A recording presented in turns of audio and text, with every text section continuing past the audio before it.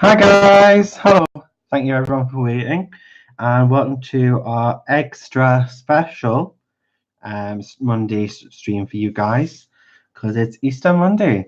So we have an excellent,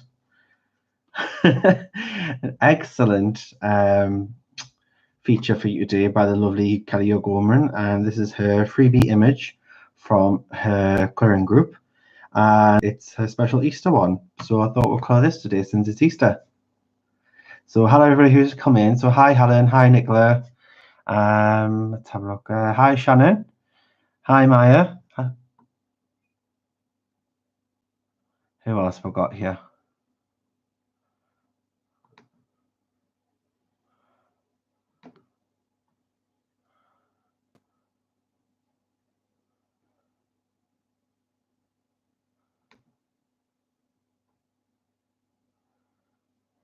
Hi Joey.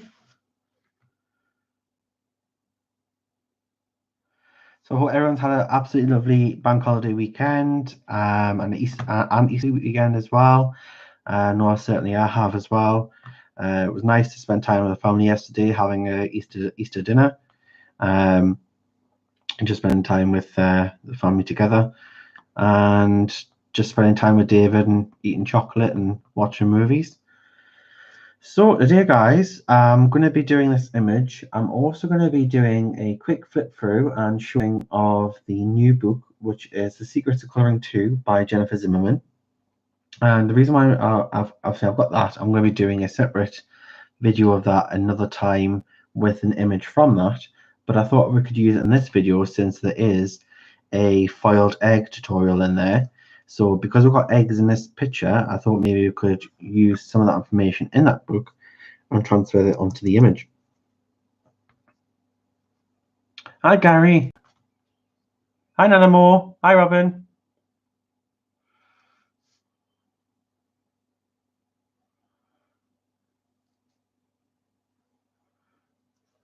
So yes, so before I get on with the image, I just want to quickly show you this, which is The Secrets of Colouring 2 by Jennifer Zimmerman.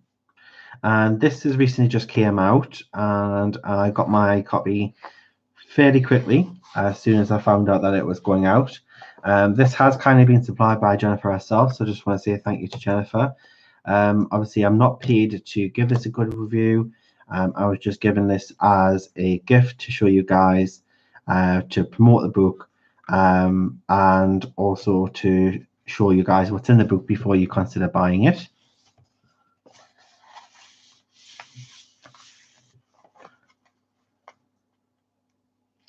It is, isn't it? It's a good book. So start off with the front cover page. A special thank you for Jennifer. And more thank you from Jennifer herself here. Information about where you can follow Jennifer. And then it gives you a full list of contents here and here. And then it just gives you a breakdown of getting started, chapter beyond the basics, the importance of mixed media, making discoveries and newest trends. It goes on to say that mixed media is making an investment, but also can save you money, as because you're not having to use, say, for instance, if you just use a pencil, then you're going to wear that pencil down a lot quicker. If you say were to use a marker as a base and then use a pencil on top for the detailing, depth and shadow and shading, then you're going to be saving your supplies and make them go further. It goes on about other hacks and saving money. So about if you break a pencil, how possibilities of fixing it. If you've got a small pencil left, how can you extend it when it's beyond sharpening? About testing pencils. Elements and principles of art.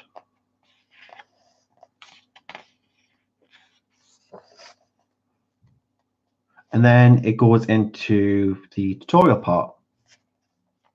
So the tutorial part, hi me, the tutorial part does state different things you can do. So you've got a black starry night, so how you can black out an image and add those Starry Night details using a white gel pen and also a white pencil.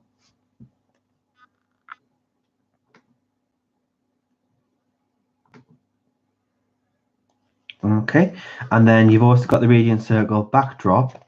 So you've got this Radiant Glow backdrop here. So it looks like I would say maybe like a glowing moon or like a sunset. It goes into more detail on this later in the book as well. And then, because at the time that Jennifer started this book, she was originally aiming to have a Christmas release. So you will find a lot of Christmas themed tutorials in here, amongst other things as well, other holidays as well. But it's great to have because, you know, Christmas is going to be around the corner at some point, sooner or later. So this is showing you how to do Christmas present box and the bow, and also how to do like a glowing background or like a story-lit background. Hi, Lulu. Hi, Kelly. Hello. Kelly, I'm just showing the new book first from Jennifer Zimmerman, and I'm also going to be using this book with your image just to do a couple of eggs with it. You've got the smoky bokeh tutorial, so you see a lot of this in colouring at the moment with, you know, the glowing circles as a background, and shows you how to do a simple version of that in purple, but obviously you can use whichever colours that you like. And then this one is from earlier where it shows you how to do this, and it's telling you about colour schemes and swaps, so how you can use a certain effect but change the colour schemes around and swaps matching colours using colour palettes. And you have the bokeh effect here and here, so you've got the more spaced out here or more close together to make this cloudy effect. Then you have this more hand-drawn detailed jungle effect, and then the one from earlier before, which is the glow. Now you will find a lot of glow effects in this book because at the moment that is the trend for backgrounds, is the nice glow effect. So you will find a lot of glowing things in here. Goes on about dynamic and depth and variations of light and shadow. So how it creates something looking 3D effect by adding the depth and adding the shadow itself to make it look realistic. And then it goes on about your light focus, your light source, and you've got direct light here. You've got diffused ambient. You've got backlit silhouette, so the lighting's at the back, as if the sun was going down, and then this is mostly dark, and then just the back area here is lit, and then this is more like your luminance glowing effect, very neon, very fantasy, which is what a lot of people are liking to do at the moment. Hi, Charlotte. Hi, Sue. Hi, Katrina.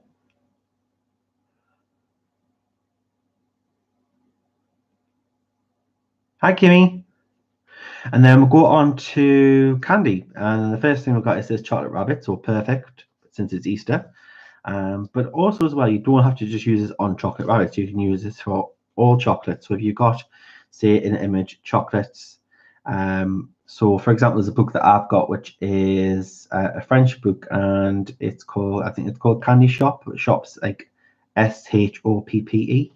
And that's all different types of candy in there. You've got a chocolate box, you've got a Valentine's Day one. It's a fantastic book, so you can find that on Amazon.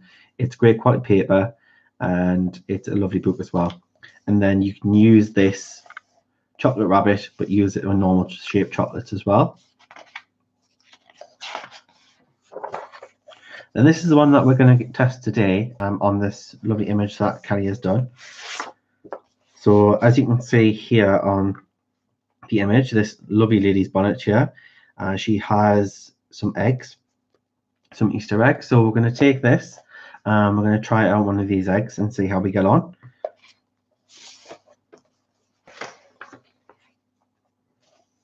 Hi, Shara.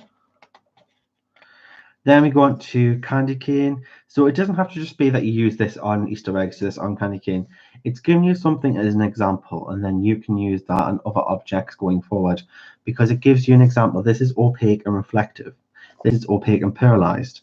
So if you look at different candies that are like very glossy and shiny and pearly looking, then you'd use this technique with different colors. If you've got something reflective, so something else that's going to be wrapped in foil, then you'd use this technique. And then you've got pearlized again here, so showing you different colors for a lollipop, for example.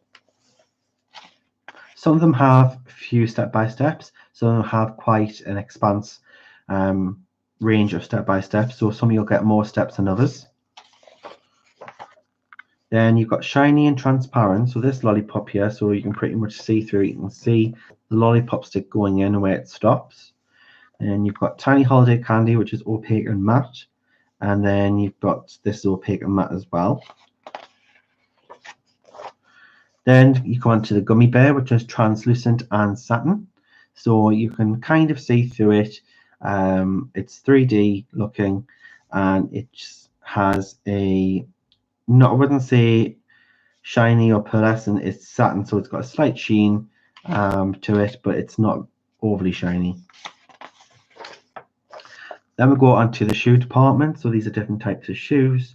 So you've got your faux leather, which is your very shiny leather. Then you've got your cowboy boot leather, which is like real leather, so it's less shiny. And then on the other page, you've got suede. So you can learn how to do like suede style, which is very matte. And again, this is done in purple, but you can do this in the own colors that you prefer. Just take the technique and then translate that into the colors that you wish to use.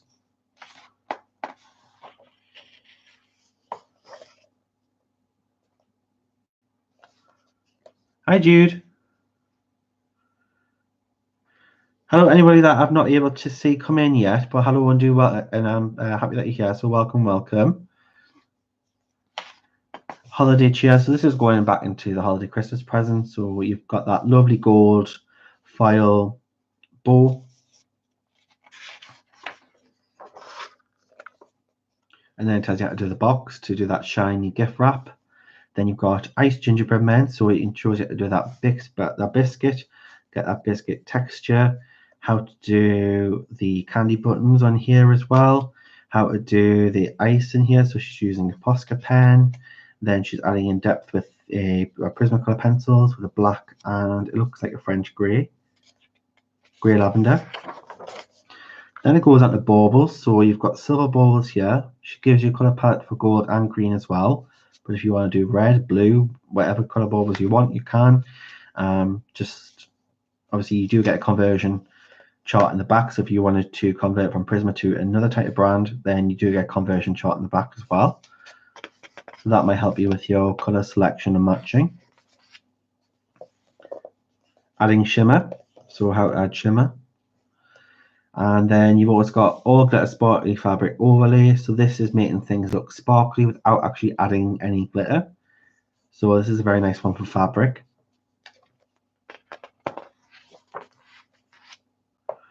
Then we go on to eyes and skin tones around the world.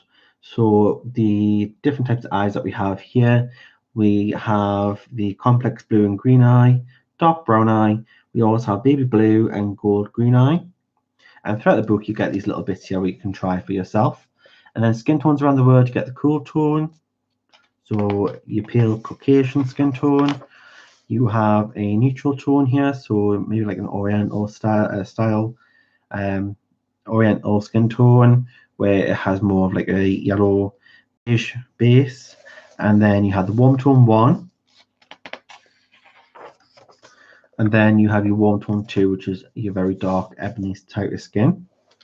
And then you've got your glowing and theatrical skin tone. So this is for your fantasy skin tones, where on here she's used a blue paper, and she's then used that blue to accent that by adding in purple and whites and really emphasizing the blue tones in the paper and making them pop. Then it goes on how to do the glowing mushroom.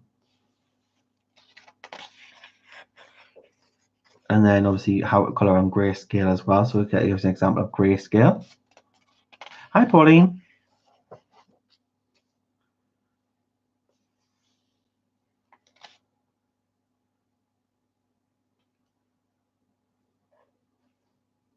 And then we also have Bird of Paradise flower. So this is quite a simple one to do, but how to make realistic looking leaves and petals. We also have the lovely Lunar and Smoky Night effect.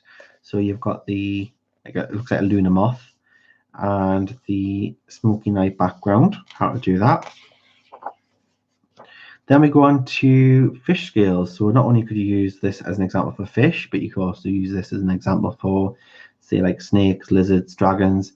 You can incorporate this technique into other sort of animals with scales. You've got your dragonfly and your lotus flower. And you do get various did you know hints and tips throughout the book as well.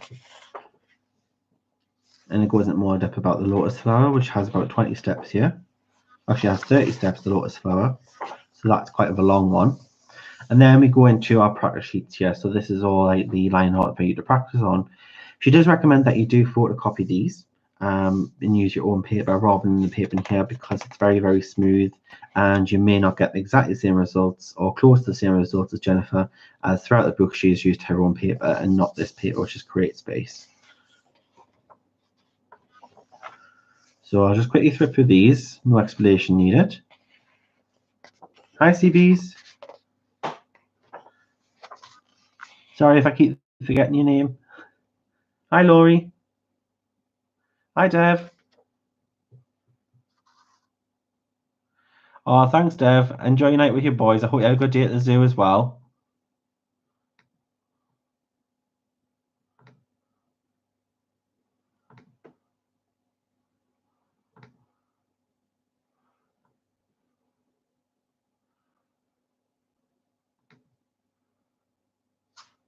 And then you've got this, the bird. Then you've got the lovely lady here, the candle.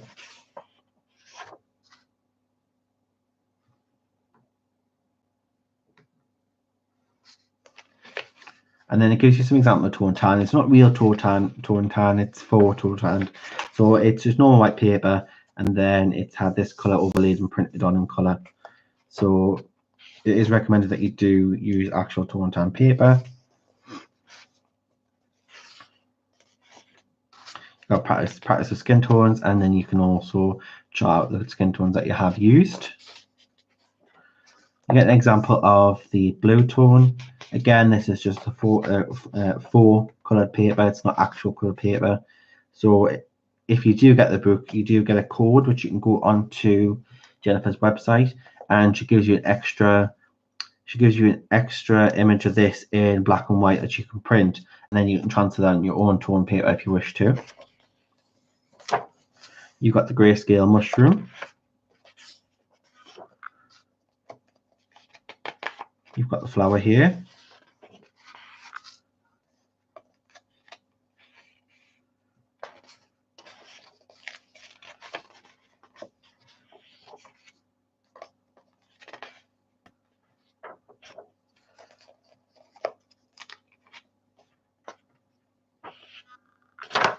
So I'm just going to cover this just so you don't see what it is, because that has the code.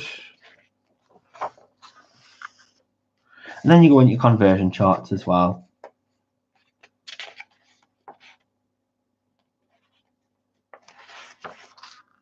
And then she gives you authorization to do 10 copies at a time at your local printer store. So if you want to take it to a copy shop, then you can do. It gives you signed permission for you to do that 10 copies at a time. And then it goes on a resource guide at the back, and about all the products that are used within the book and where you can go to get them.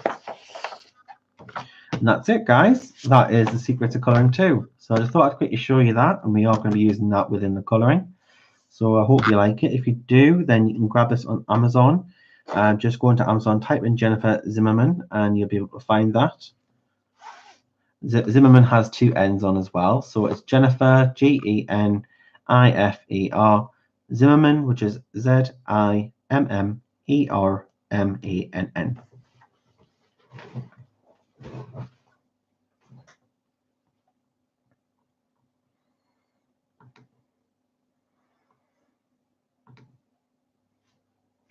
So, okay guys, so I'm going to start on with the actual colouring. That's all I've got to show you today in regards to Happy Meal.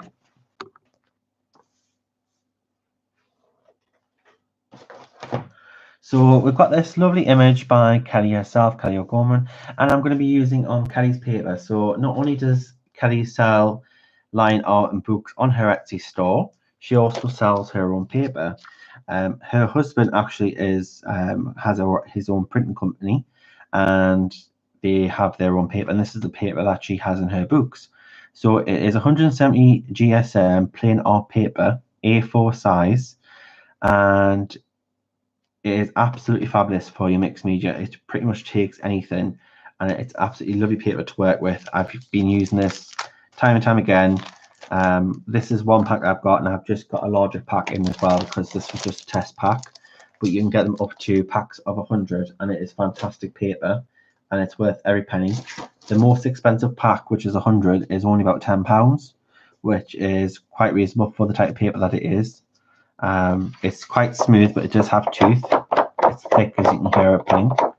So it's a lovely paper to work with, and you'll see that as I use different medias on it. So I'm going to start off with a marker base on the skin, and then we are going to use pencil as well. So you'll be able to see me use marker on this paper and also pencil.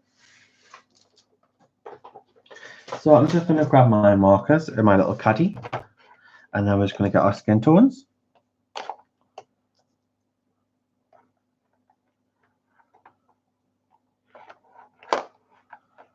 Hello, anybody who's just came in that I've not managed to see and say hello. Welcome. I'm not ignoring you. Sorry, the chat has gone quite fast.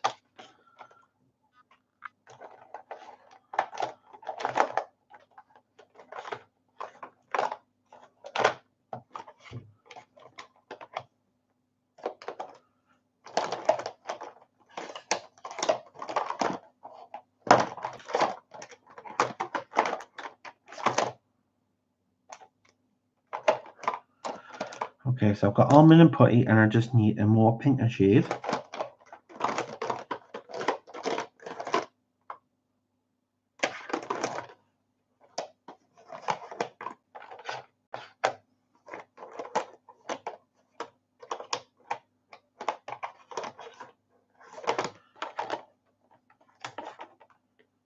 And we have blush as well, so you use these three. So I'm using Winsor Newton Pro markers as I normally do. These are alcohol-based markers. They're probably they're probably about as good quality as Copics. The only problem with these is that they have fantastic ink, but they're not refillable as Copics are. So they are cheaper to buy, but in the long run, you'll be saving money with Copics because you can refill them. So with alcohol markers, it's always best to work dark to light rather than light to dark, as you normally would do with pencils. Well, most people recommend to do that with pencils, but with alcohol markers, it is always best to work dark to light because you use your light as a blender as well. So our darkest tone is going to be putty.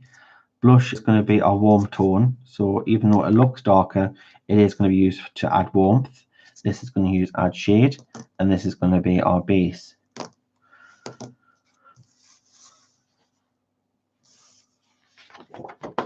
Hi, Caroline.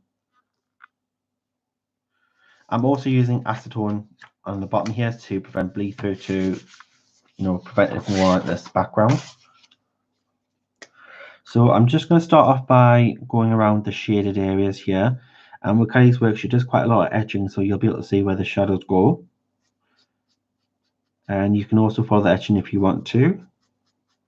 I quite like doing that when it's in this style. It's also in this style when it's in Mysteria. Anastasia Ellie Caldera. In her book, she does a lot of like etching and shading.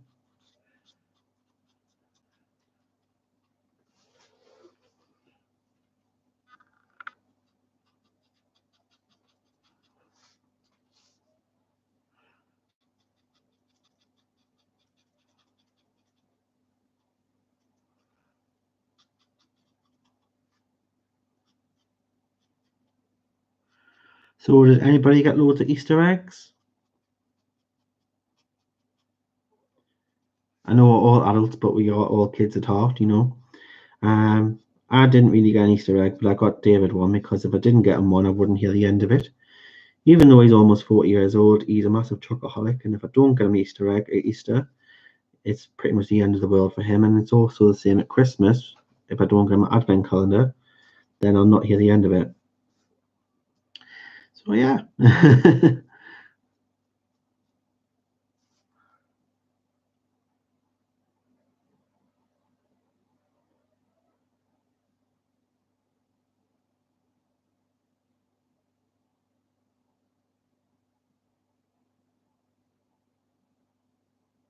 300 GSM is pretty heavy going. A lot of printers are going to find that really difficult to go through. Probably the most my printer, which is a HP Envy, that is probably going to take a maximum of 250 at a push, and sometimes it can still jam with that. So I'm just putting a line in here. Obviously, it's not going to remain that way. It's just a guide, and we can blend it out with a marker.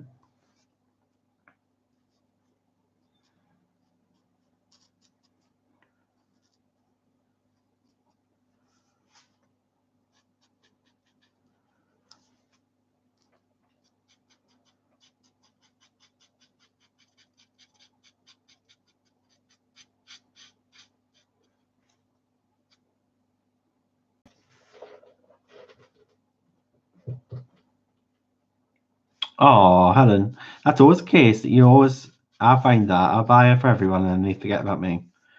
But when they go, you don't give to receive. So yeah, it's okay. Tell you what, Helen, Easter eggs. They'll be half price tomorrow. So go out and treat yourself, and don't share them with anybody else. So get them half price tomorrow, hon.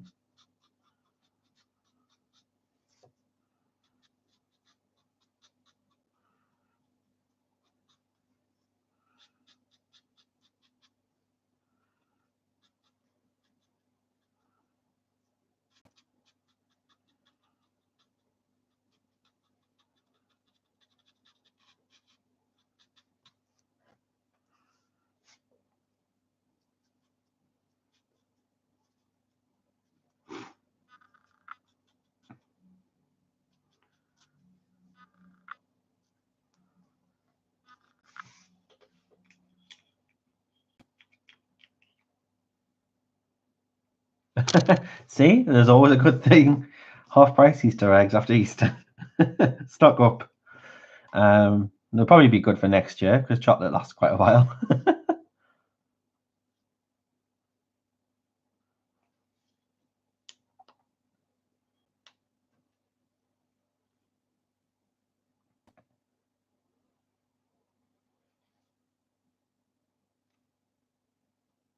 Oh, you talking about the paper? Yeah, it's really nice paper. I use this paper by Kelly, and I also use the Artway flat white paper. And the Artway flat white paper has a bit more texture, a bit more tooth. So if I'm using, say, my Pablo's, or if I'm using my Polycolors or my Polychromos, then I will go for that paper because it has a slight more tooth, and I'm able to build and blend a lot more with pencil. But if I'm using mixed media, I would tend to go for this because it's smooth. It does have some tooth.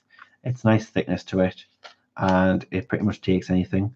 Not to say I can't use Polychromos, Polycolors, and Pablos in here, because I can.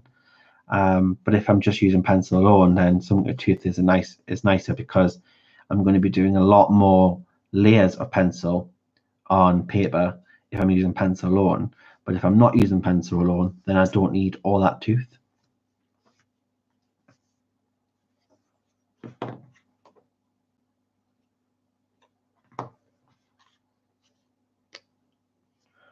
Not in your house, Gary. Are you a chocoholic as well? So, just going to slightly go over that shaded area with the blush tone.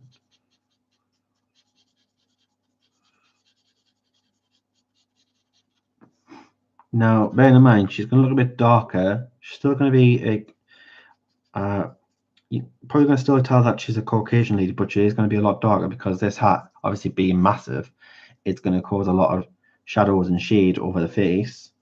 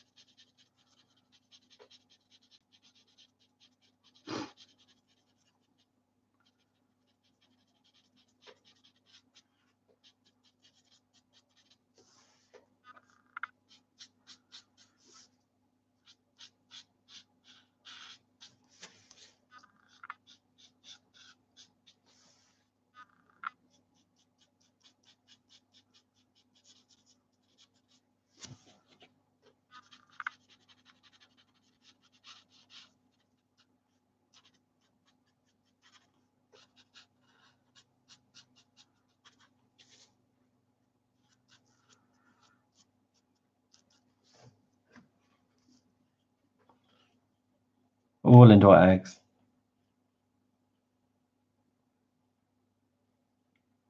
Yeah, that's right, Nicola. It takes pretty much everything. And Kelly herself has said that she's used all sorts. She's actually on her Etsy store listed on the description for the paper everything that she's used, and it's took well. And even though Kelly doesn't get a lot of chance to use colour pencils, markers, and things like that, but when she does, she's absolutely fantastic in her colouring.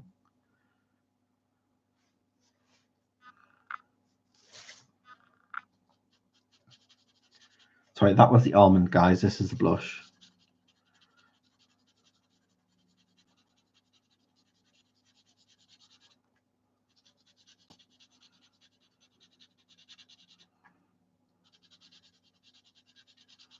I think this is running out.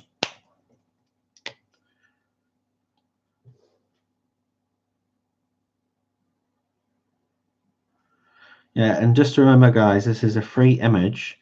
So if you go onto Kelly's colouring group page, Nicola is an admin over there, Nicola Tagger, who's mod for this group.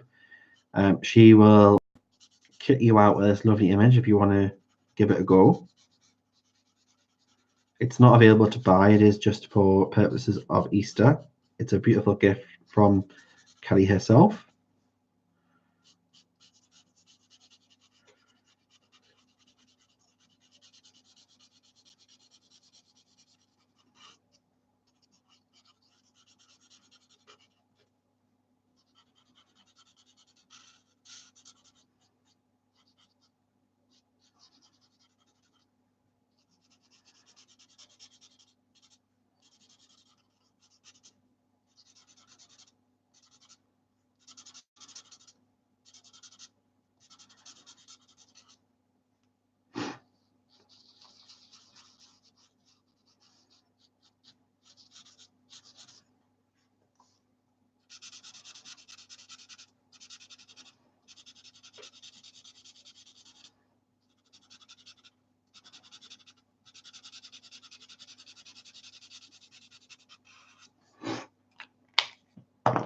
Got my almond colour.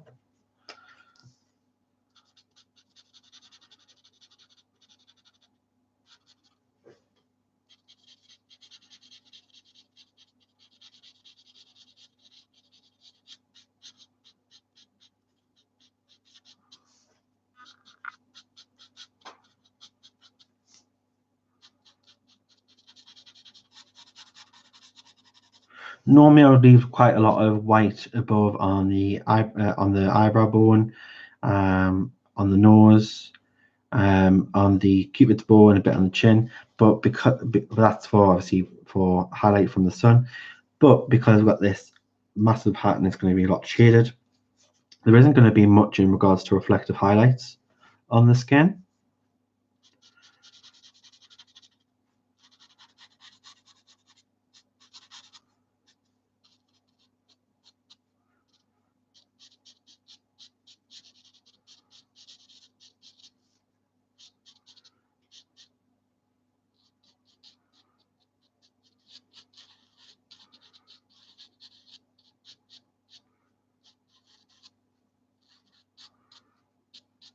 So I've left very minimal amount of white there for a slight highlight.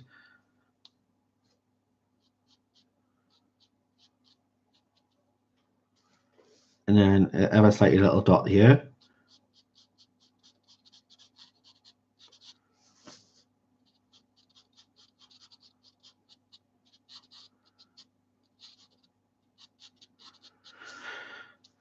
Now, obviously the oxide tash at the moment is a bit disconnected. So what you would do is you use this almond and you go over the blush, and that will blend it in. You'll still get the blush tone underneath.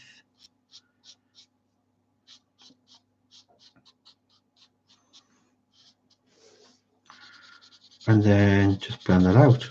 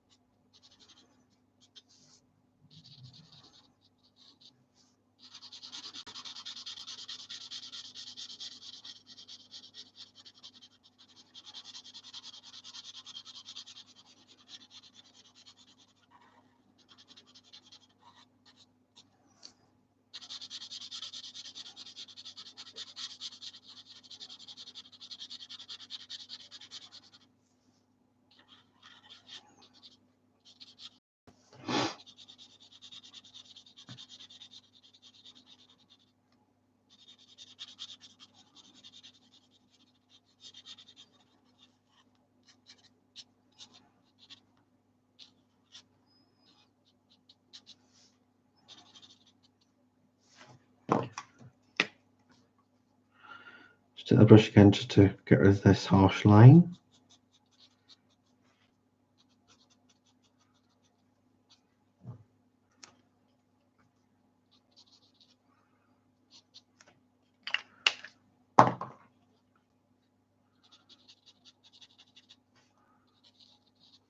And quickly go back over it with the almond so it just all blends nicely. There we are.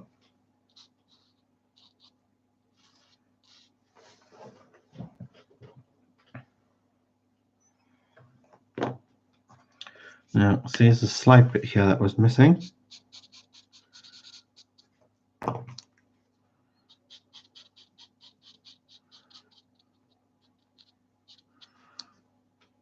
And then just leave that to dry. It should dry smooth. If not, we can just go back over it.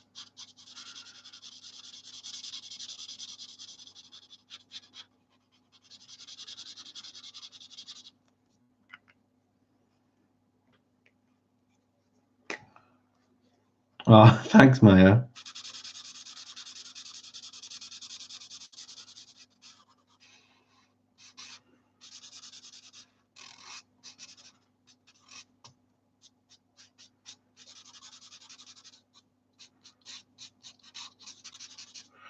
Now I'm just putting the base down on this neck. I've also put the warmth to the warm tone, so that'll come through underneath. But we will be deepening the shading of that, so there would be no highlight on this.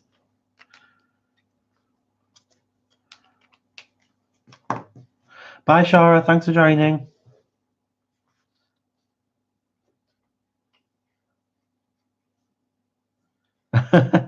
Thanks, Jude. Just practice. That's all. That's all I've done is practice this using markers.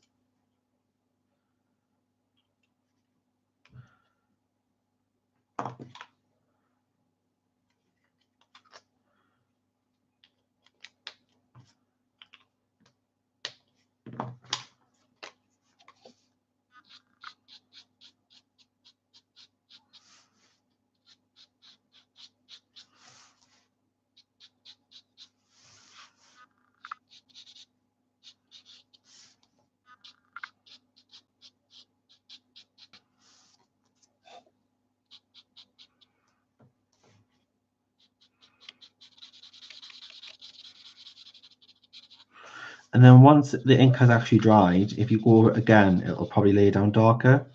So you're just got to be careful with the amount of layers that you do, unless you intentionally want to deepen an area,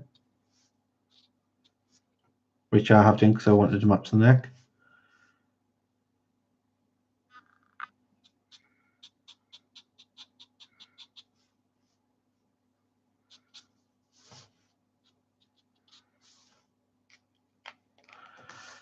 All right, guys, so now I'm going to go back in with the putty.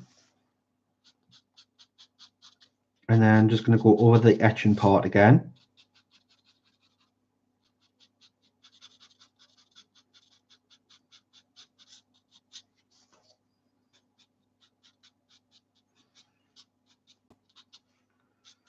Now, guys, obviously this is me being quick. I'm not being very precise. So obviously if I wasn't doing it on live, I'd probably take a lot more time with it.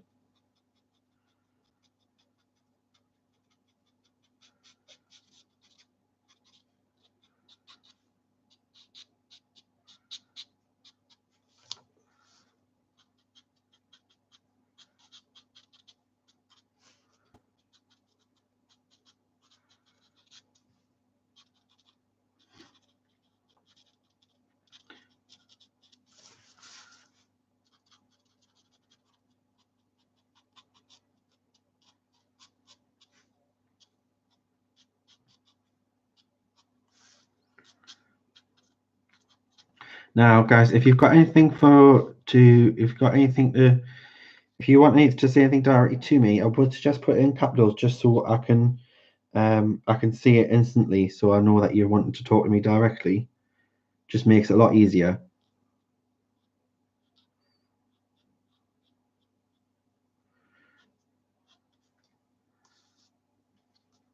And if I don't get around to answering your question first time around, just try again. I'll eventually will see it.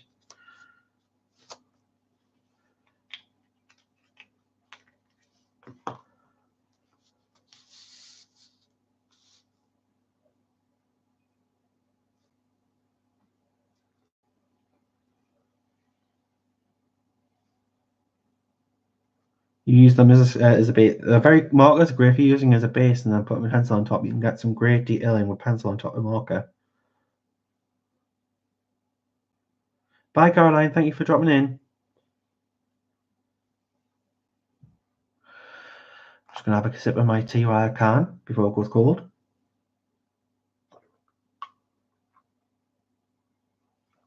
We have Earl Grey this evening, and we have Oogie Boogie on my mug. So, guys, that's the skin. That's done. I'm obviously leaving a lip because I'm going to do a coloured lip.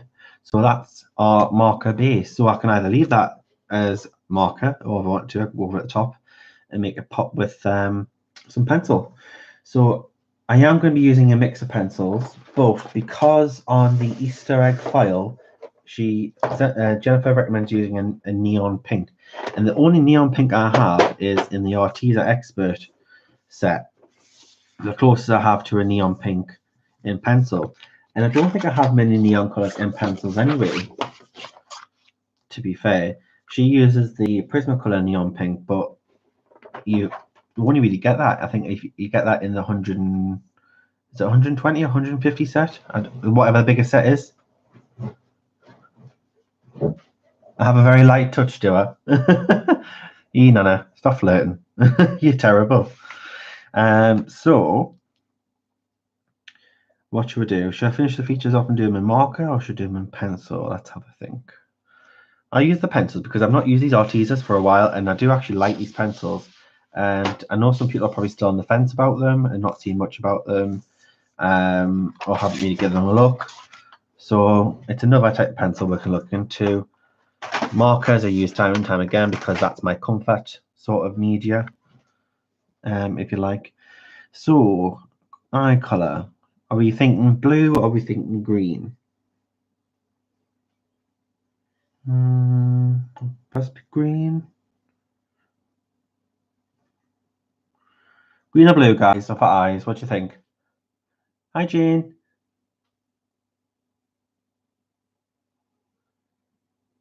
I do have Prisma pencils. I don't have a large set, Helen, because to be fair, I think I have the 72 set.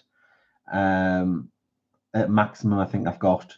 I bought a 72 set, and then I bought a 48 set because I think I was running low on white, and I couldn't really get any single pencil. So I think I've got a 48 set and a 72 So the largest color range I've got is the ones in the 72 set. And I just kind of keep them loosely in here. They're all mixed pencils, including my Prismas.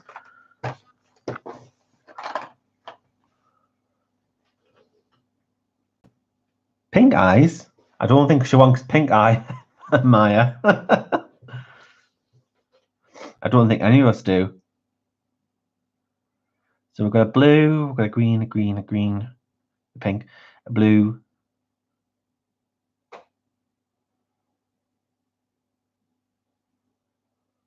That's true, Jane. There's loads of people to name. So sometimes I find that when I'm on other streams where there's like 100 people, I can't really name everyone. A blue, 1, 2, 3. There's 3 blue and there's 3 green, 4 green. I think we're going green, guys, because I think green's just got there with the vote. All right then. So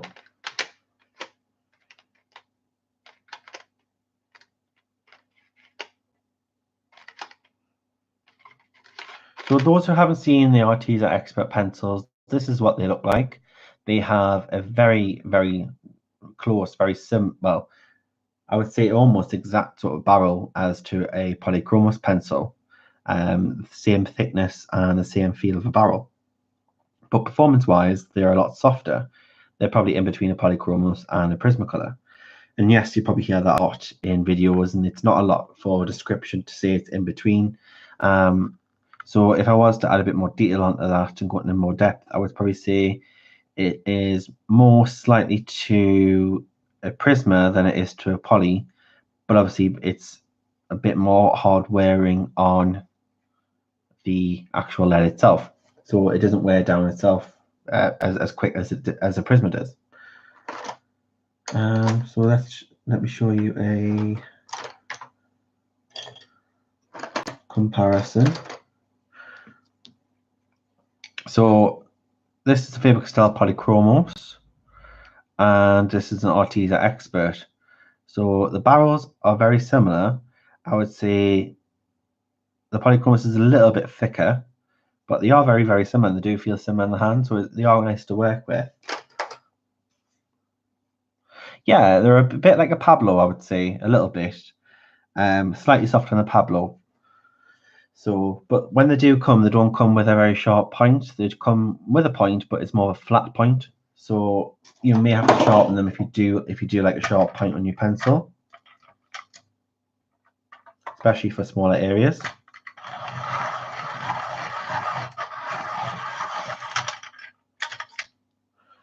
So it does sharpen very well, as you can see.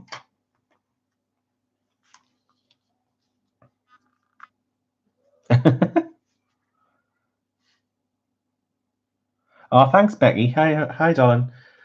So I'm going to go in with this pear color, and I'm just going to go in the shaded area here.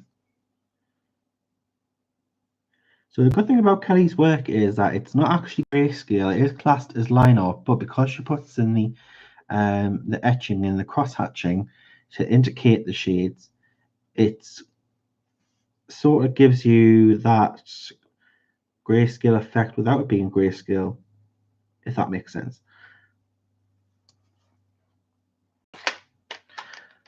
Then I'm going to go in with the lime.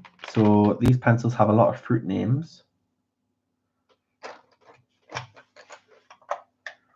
And I will say I'm actually ecstatic that they are coming out with 120 set this summer, and I can't wait to get my hands on them.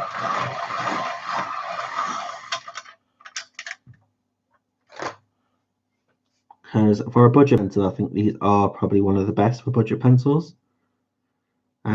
These are the Sheaffer Farbens. I've got the Sargent Arts on the way to test. I've not used those, so I can't really put them into comparison just yet. But I hear they are quite similar to the Sargent Arts are quite similar to the Sheaffer Farbens from what I've been told. Obviously, I've not used them, so I can't really confirm if that's true.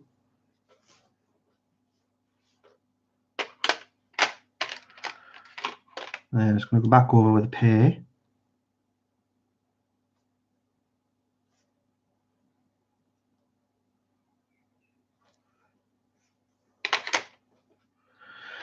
And then we're going to need a different type of green. So we have, let's have a look.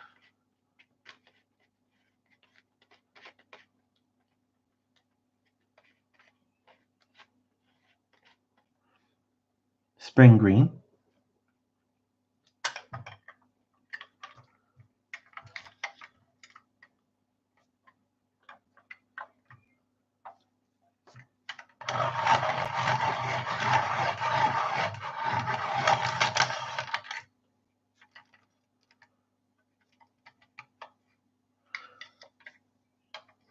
You have a, oh, I thought someone was going there.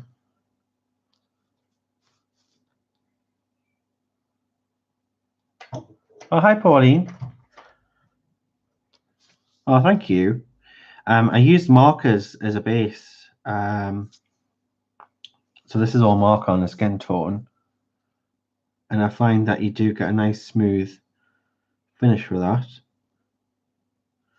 And then you can always go on top with a pencil if you want to add a bit more depth.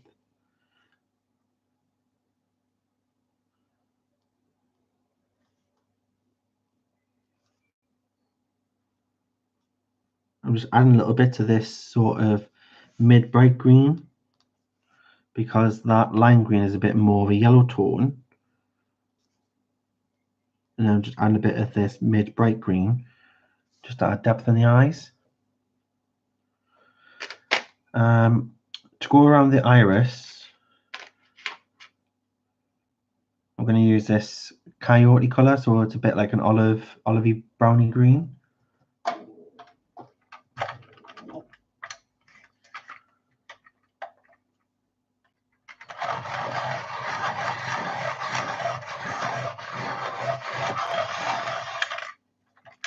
I'm just using the Derwent hand crank sharpener, and it does a fantastic point.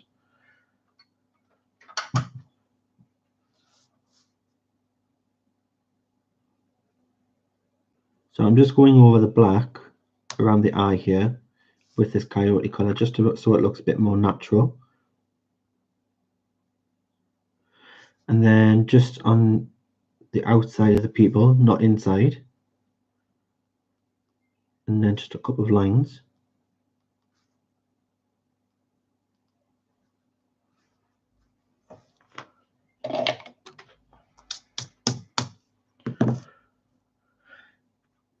So I think, yep, that's the eyes done there, guys. Apart from going in with black, but I would sometimes do that with pencil, but I prefer to do it in a fine liner because you get a bit more depth. So let me just grab one.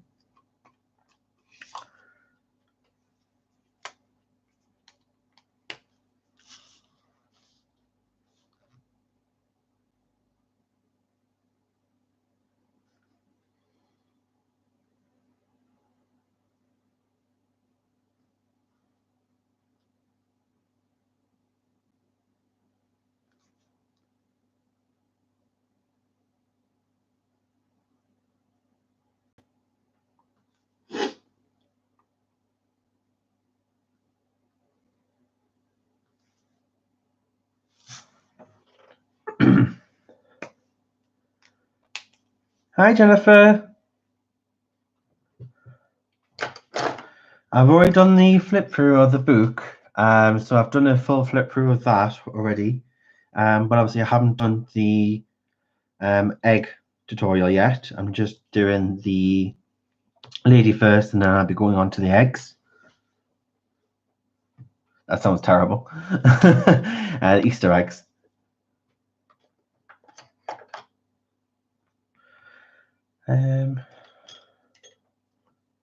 As for the eye, I'm going to use my Carmine Red from my Prismacolor. So, you know, there's nothing wrong using different types of pencils in one image. You don't have to use the same set.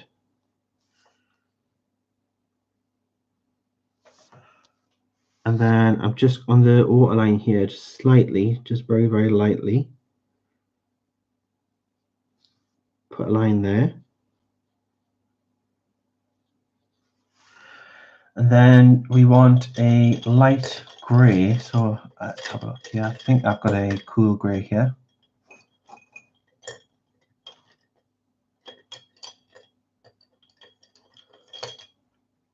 So this is 20% French grey. And then on the top of the eye, we just want to slightly add a bit of shade because there'll be a bit more shade underneath the eyelid. And this is just to make the eye look a bit more realistic. Then we're going to grab our white luminance.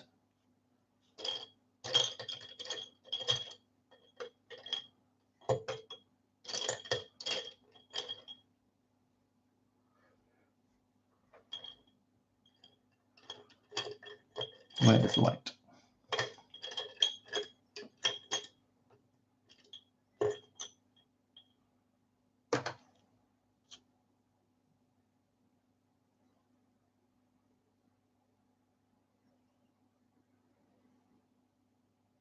You can't hear me.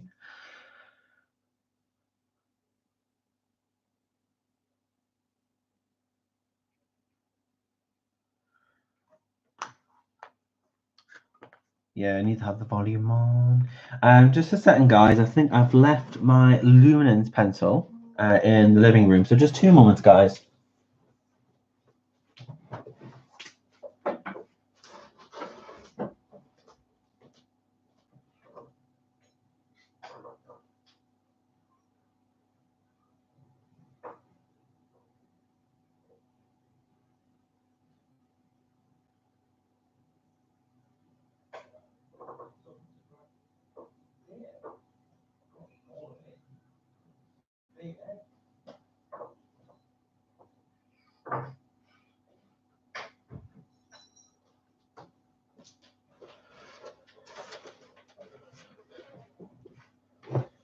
Hi guys, I'm back. Sorry, I just had to go and get my luminance pencil. I only really have 2 colours of luminance. I have a pink and a white.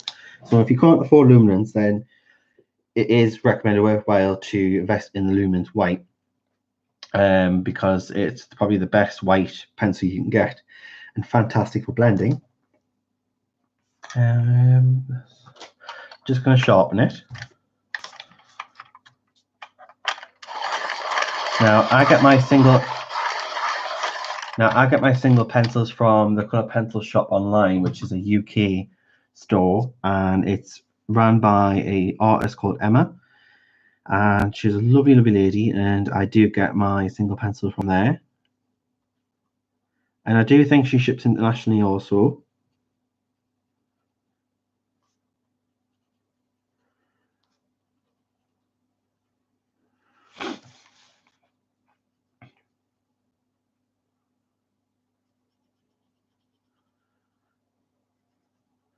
So I'm just blending in that red that we had there.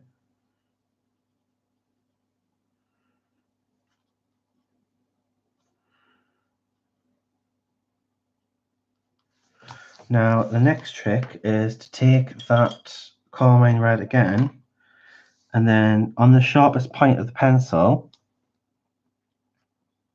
at an angle, you just want to create some, with very, very light pressure, you just want to create some little swirls on the eyeballs, just for the veins.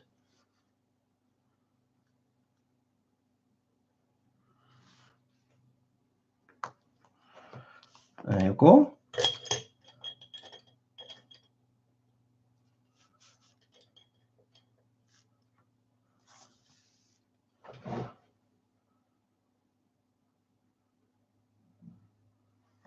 Yeah, she does, Robin. I've seen that, and it's lovely that she's done that, and it's always free as well, so it's not a limited time or anything.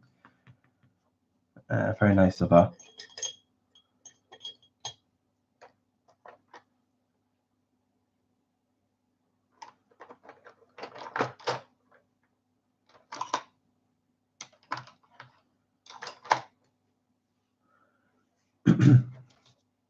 Okay, so just gonna grab my black pencil. Hi, Kenny. Yeah, it's an underwater one, so it's a nice image. to Kelly's shop, Jane. Nicola, if you just pop in that link for Kelly's shop again, please, hon, if you don't mind.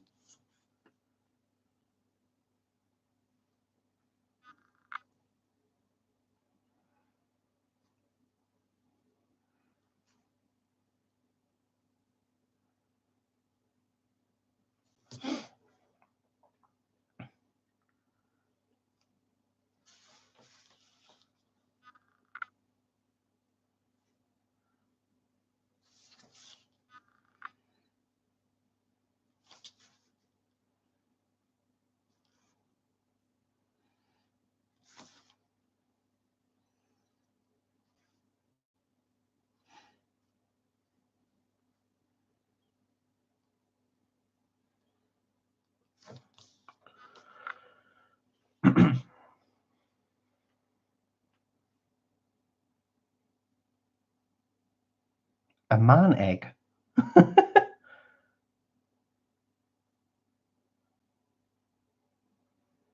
Oh, the single pencils. Yes.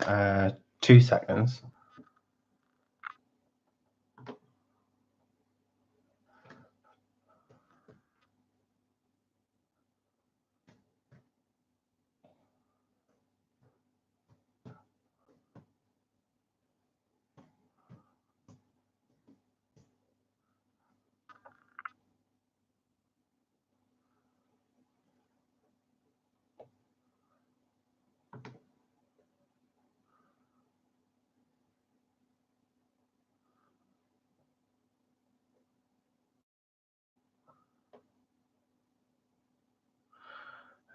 Just 2 seconds, guys. I'm just going to find Emma's store.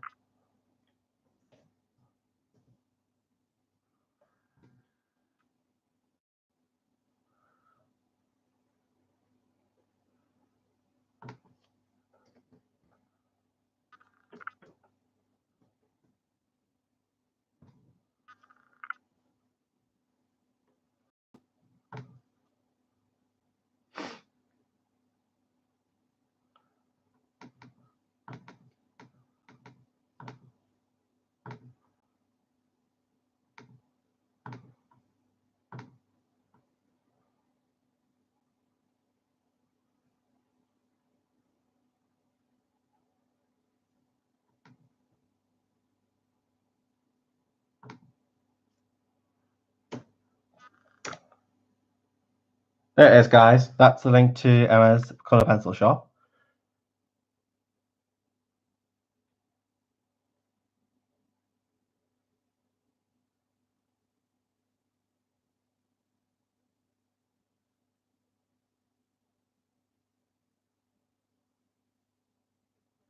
So that's where you can get the pencils and singles. So she does Prismacolor pencils, she does Polychromos, she does Luminance, Pablo's, she does Brunzio, artist pencils. She does a lot of Derwent, so she does like the Inktense. She does the Color Soft, all those. What else does she do? She does the Caran d'Ache watercolor, the Faber-Castell watercolor. She has tons in there, absolutely tons. But it's all artist grade pencils.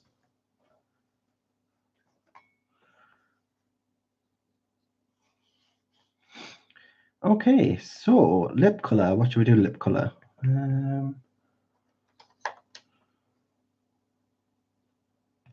What's a nice spring lip color, ladies?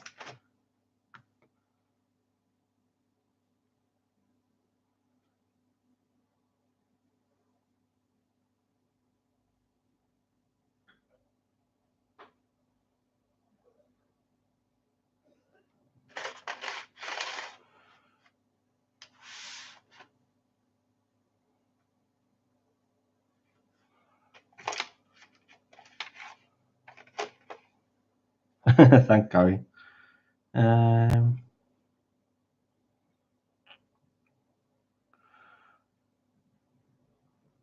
Coral pink. Hi Jennifer. Hello, honey. You're back. We're just deciding on a lip color for this lovely lady here.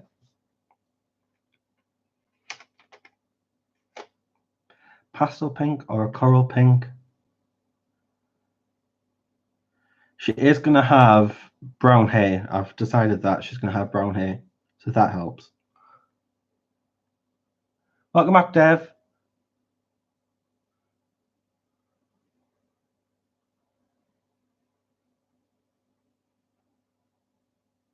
Oh, Helen, you just got me. I thought it was Dev.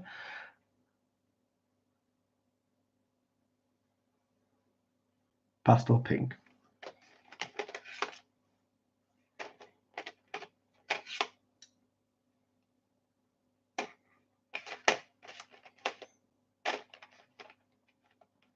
Now pink. I wouldn't really say I've got any pastels in the Arteza. Suppose I could do a hot pink.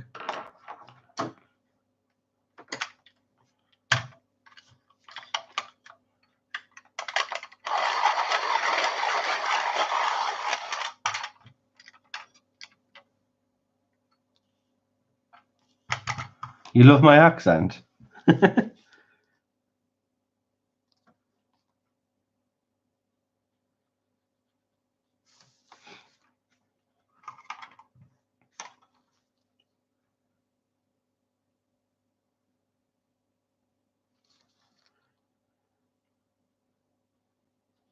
So I'm just going over the dark parts of the lips first with the darkest colour. So just outline them with the dark colour.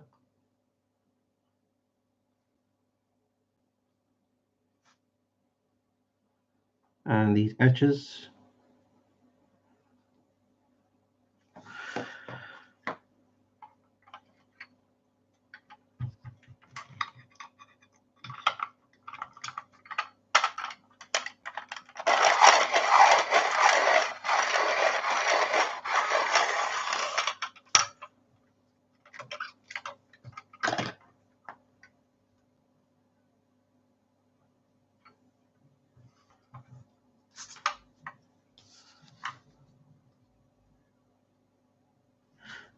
And then just getting this is it peony? Peony, the flower? Peony pink. It's more like a hot pink.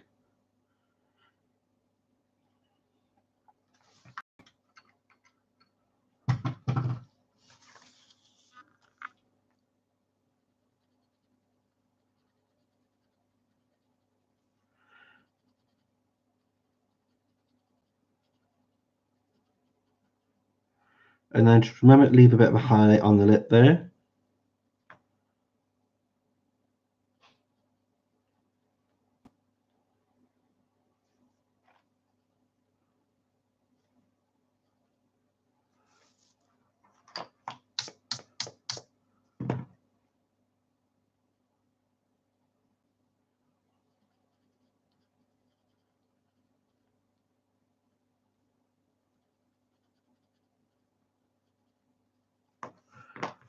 And then back in with this plum.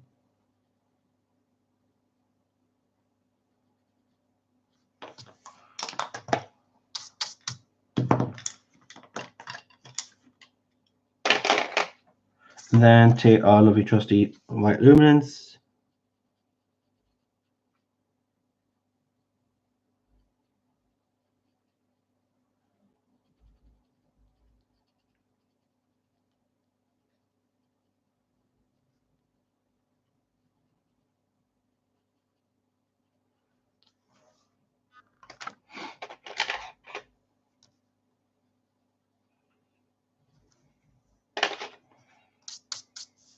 There we are, guys. That's the lips. Now, moving on to hair, and then after done hair, I can start on to this part.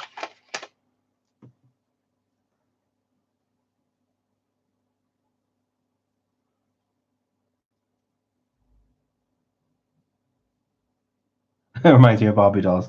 It does a little bit. So if I was going to do pink, then probably, if I was going to do blonde hair, then probably a lot more so. But I'm going to do brown, so it's not going to be too Barbie-ish. So I'm going to take garnet brown, Burnt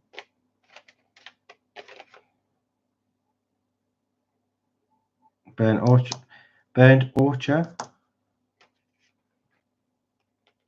and then there's Coca, and then there's dark chocolate. So which one looks warmer? The dark chocolate looks less warmer, so I use that one as our shade tone. Thanks, Nate.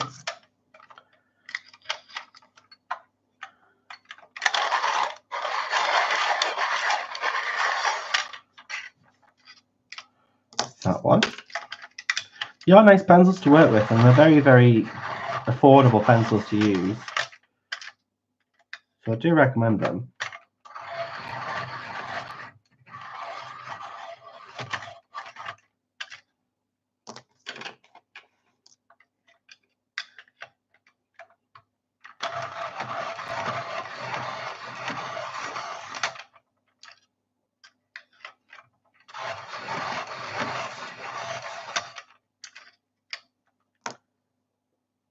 I think it's Monster High that's in now, isn't it?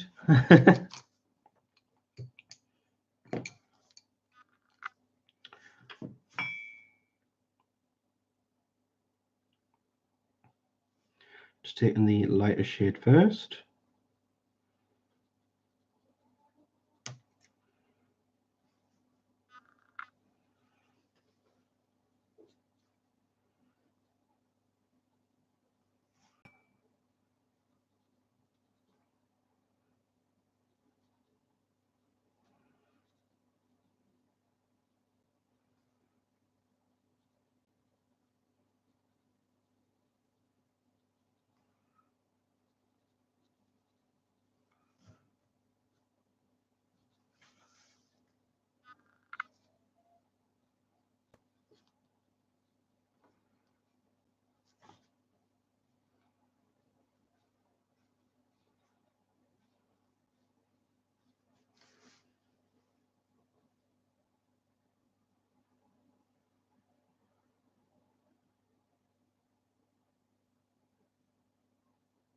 Oh, that's really interesting, Jennifer, that you did that. That's quite interesting. 20 years ago. Well, I probably coloured some of your pages then when I was about 7 or 8.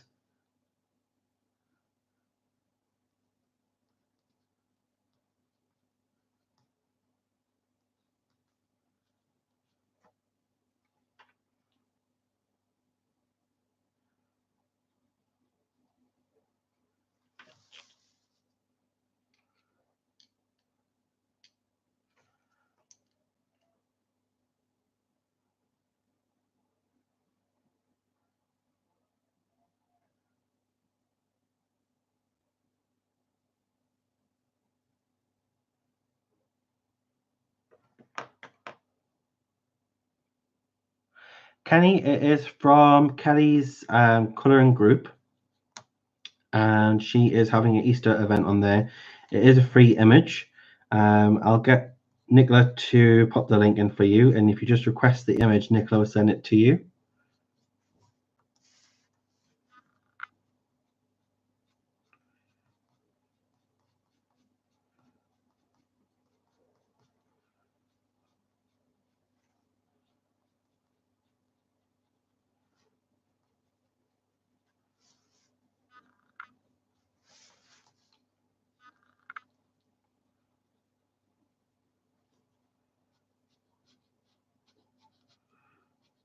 Now, there's not going to be a lot of highlight on the hair. Most will probably highlight around here, where the light is going to be coming from underneath. None whatsoever here because it's on a very low slant here.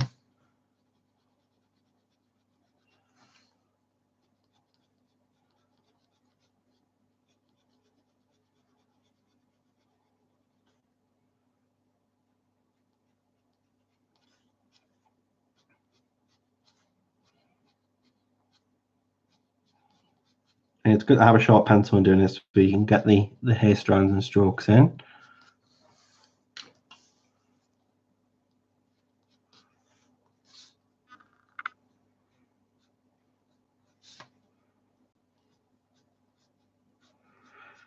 Now, Jen, because you're in the house, I do feel a little bit intimidated because I feel like my art teacher's watching over my shoulder.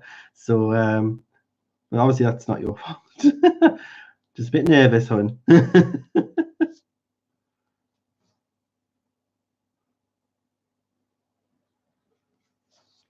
Your students probably say that to you all the time, though.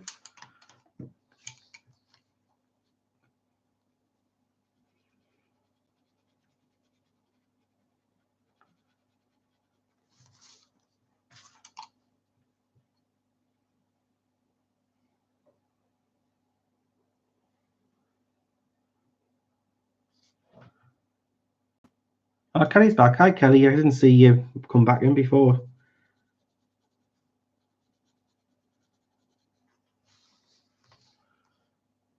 We're using your paper as well, Kelly, so I'm just showing them different. So use the marker and I'm using pencil on your paper.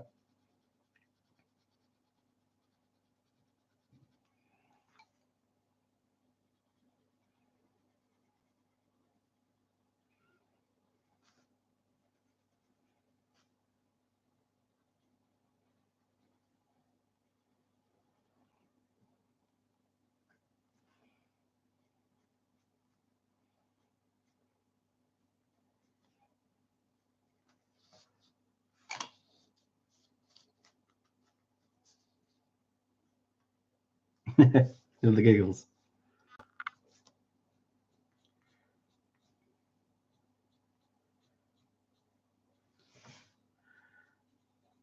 I know I've been seeing everybody colour this image, and I'm going, oh, I have to wait until Monday. I have to wait until Monday to colour it. I'm terrible for that.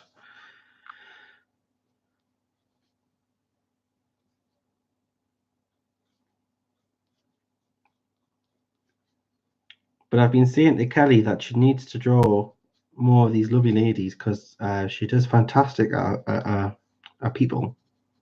I love the style, especially with the etching and things like that. It's very in at the moment with popular with Mysteria in the soon to be released Nocturnals. So I can, if she did more, I can see them going out like hotcakes.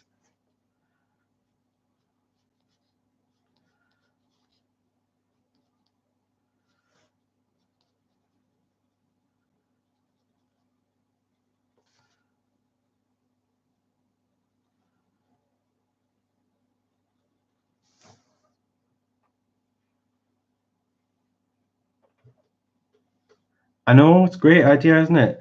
I love this hat. So not saying to do hats, all them hats, but some sort of great idea to have a lady and then something obscure with an object.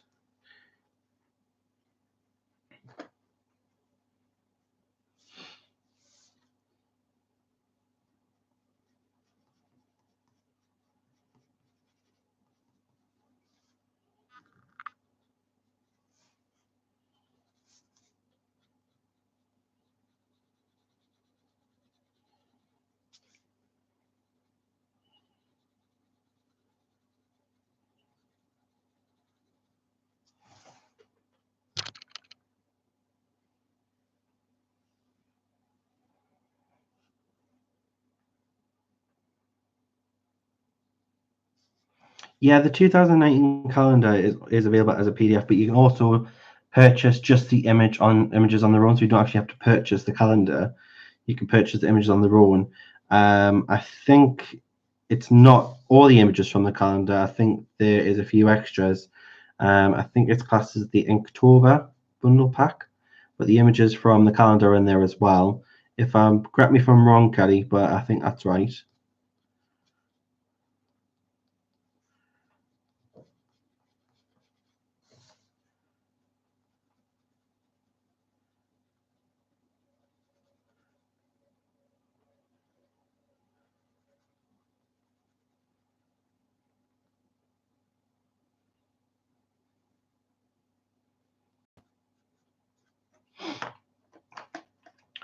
Just on this bit here, just going in with my luminance.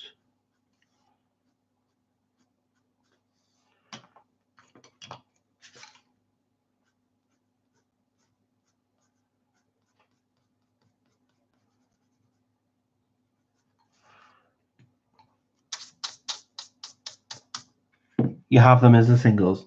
So are they as part of just as the calendar singles, or are they classed as the Inktober bundle? Because I know there's a Inktober bundle as well.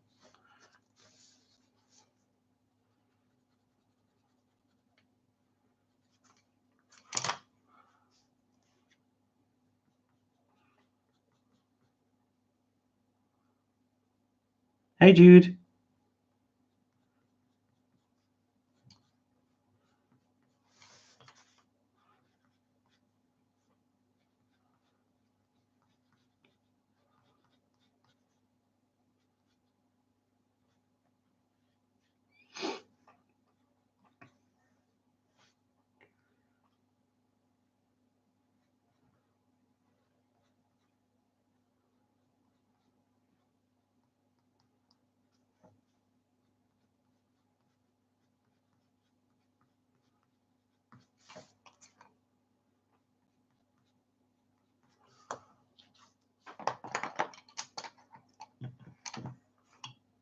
Has some of them, not all of them in the Inktober one. All right, I get you.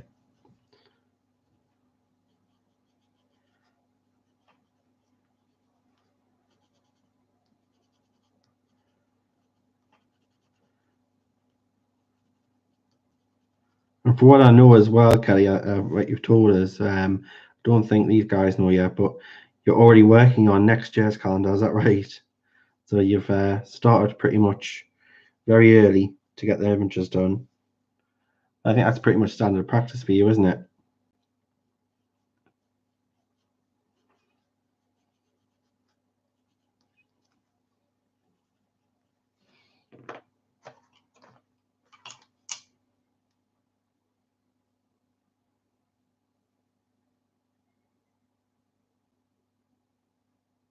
Oh, does it remind you of your mum?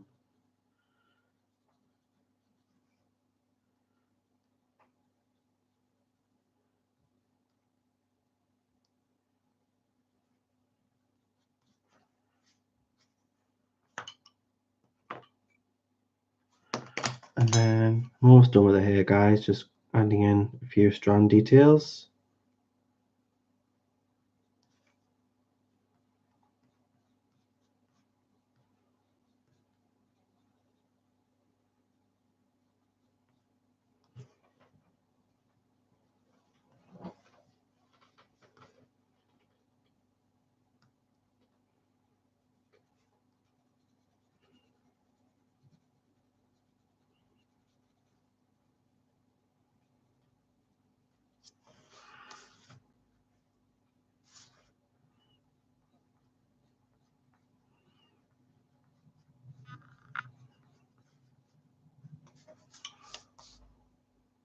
How's that, guys?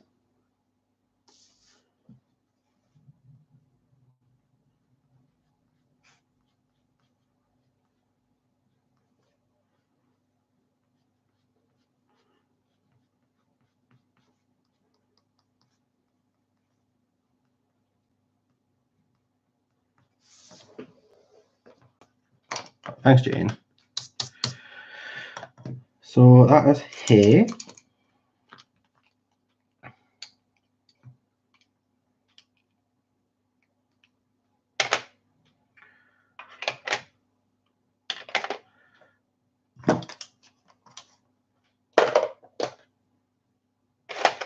Now,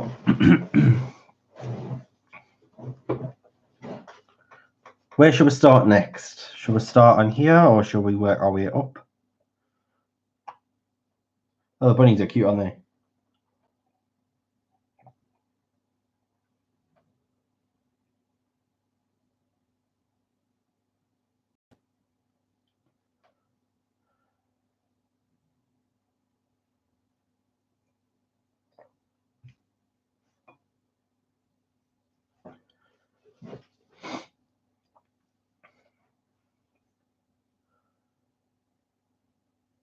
Bunnies.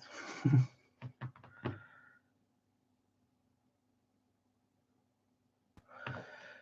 think I'm going to use marker on the top.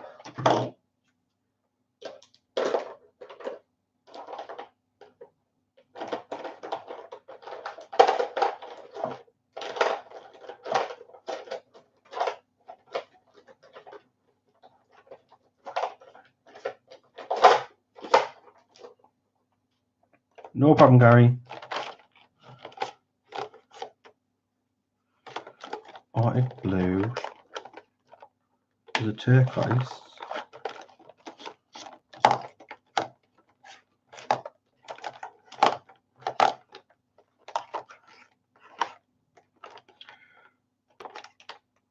I have a certain colour in my head, guys. I'm just trying to find the marker for it.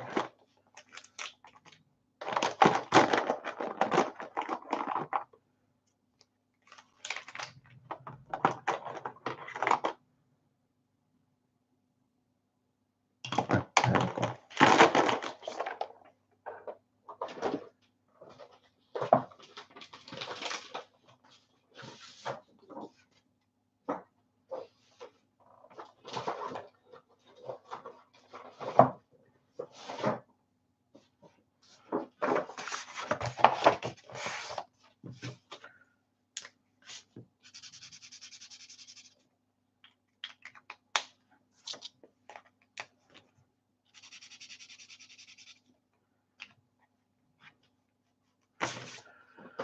Right, so I'm going to take a turquoise, guys, and I'm just going to put in the etching on this.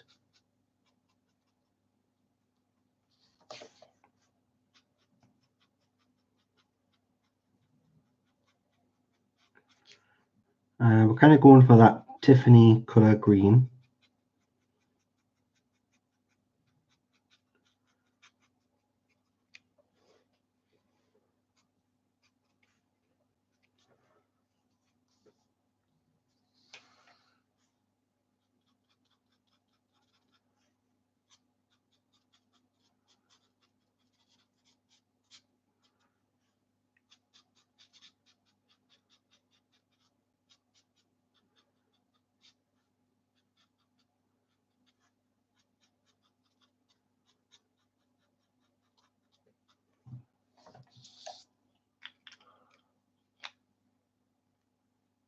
Similar to yours, is it?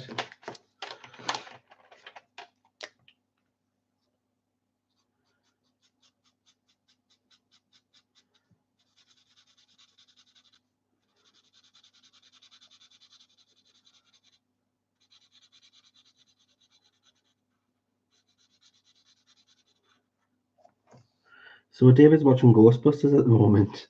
That's what he's doing.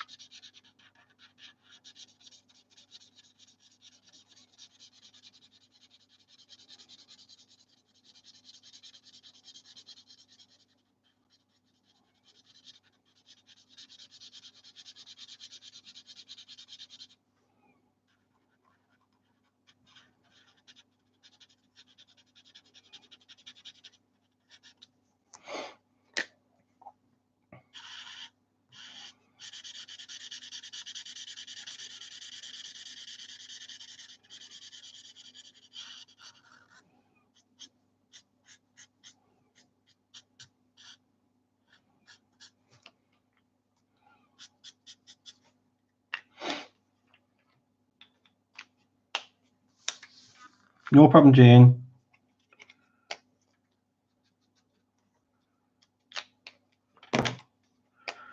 Then I'm just going to go back in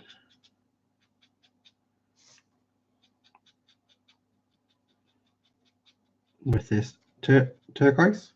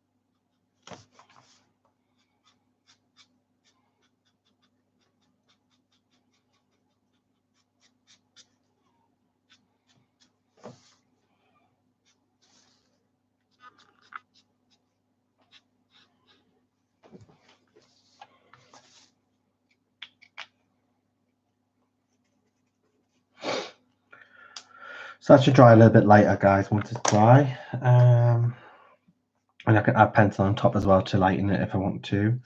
But leave it like that for now, and then we'll move on to the hat. So I really want to get one of the eggs done, guys. I did promise Jennifer that I would do one of the eggs using the book. So let me just grab the book and we'll start with that, because I really would hate not to be able to get that done in this video.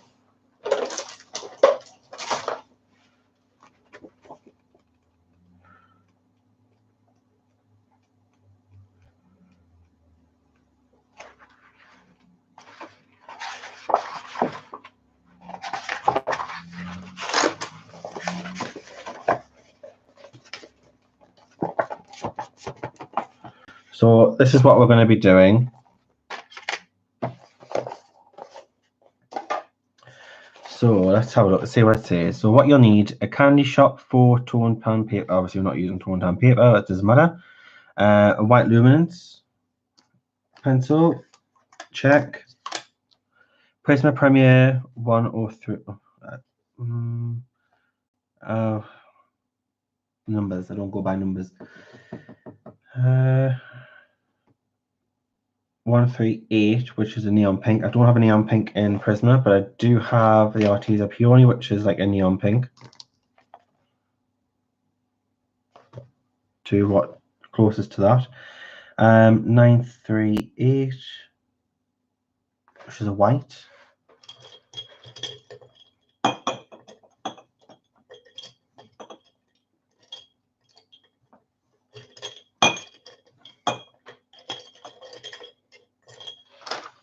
Prisma white. Check.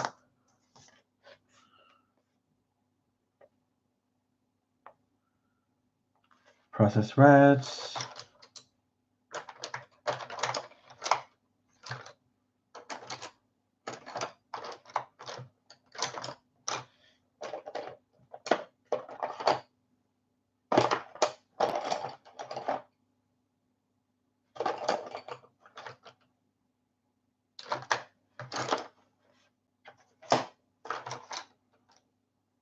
Yep, check.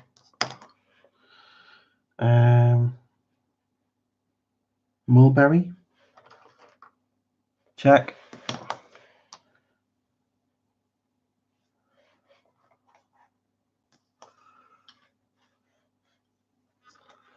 Neon orange.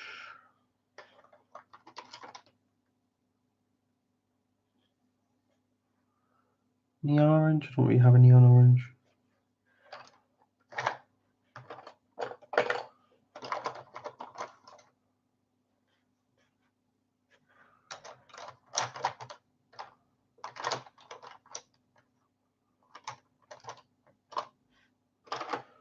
See, I think in order to use Prismas, you're going to have the full set. I'm just going to have to use orange, or should I use this one? Just going to have to use normal orange, guys. We need to do with that. Espresso, which is like a dark brown.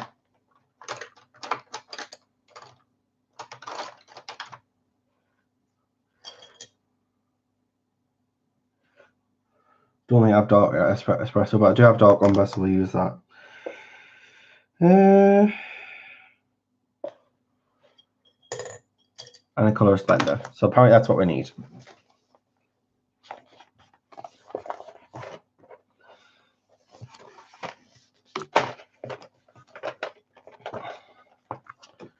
Is there any way I can...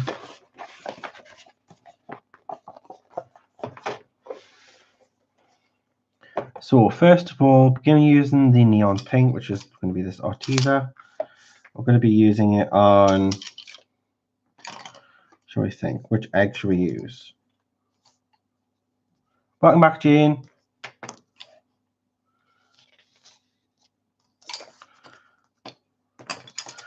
So which egg should we do this shiny pink on?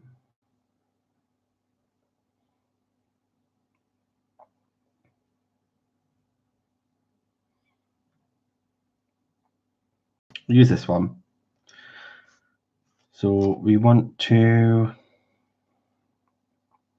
go in the middle.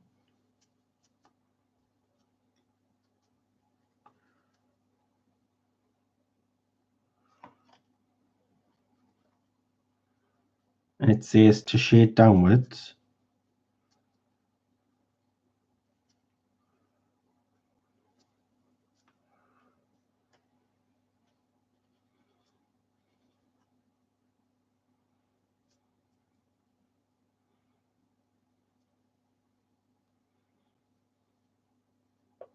Now obviously the egg's not going to be exactly the same sort of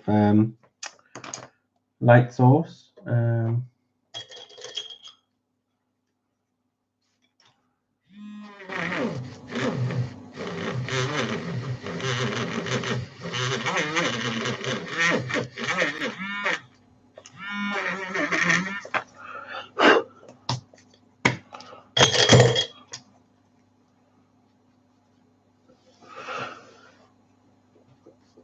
And then on the top, it's probably going to be a lot more shiny on the top.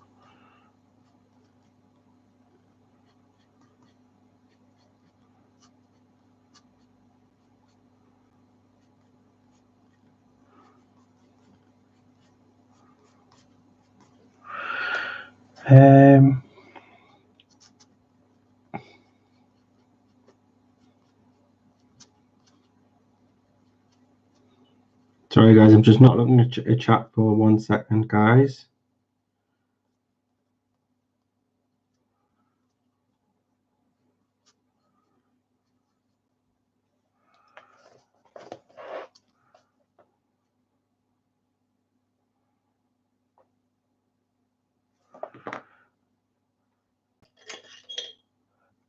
Bye, Shannon.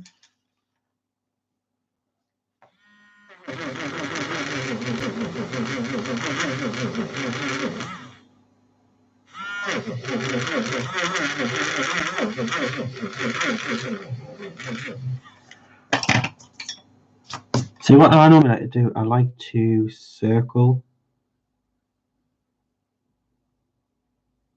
my light source. So it would be around about here.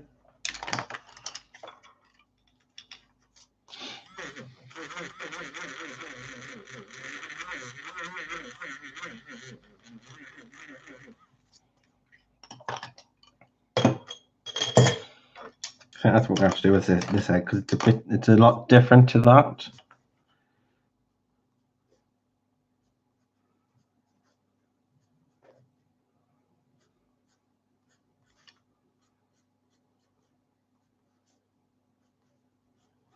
And this is not really like my expertise, is this sort of thing, but give it a go. First try, you know. Then it says use the white to lightly over vertical line to tone down the contrast. Just make sure the top's clean.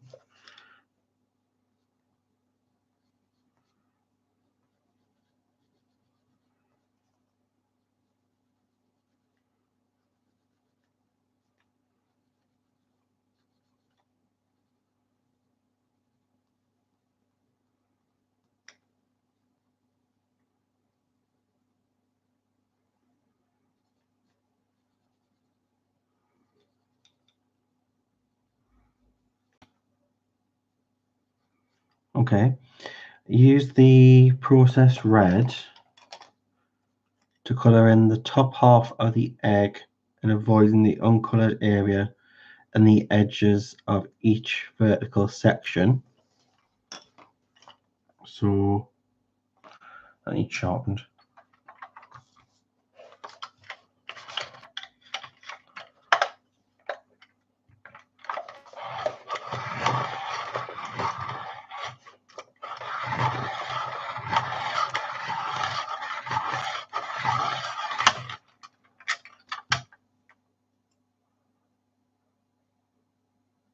Hi, Matisha.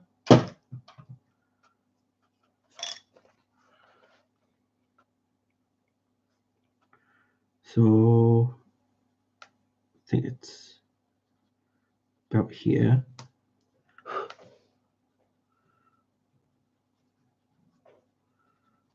Down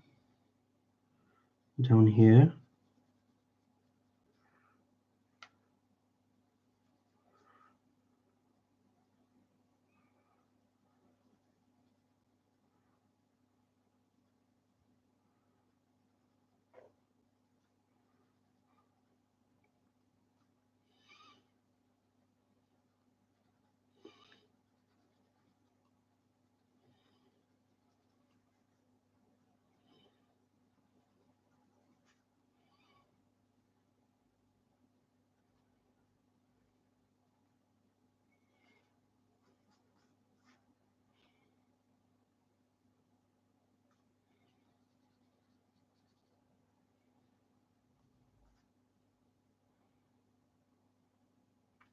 Then take the mulberry to emphasize the vertical lines drawing dashed at the top. Do you think it's still a bit bright?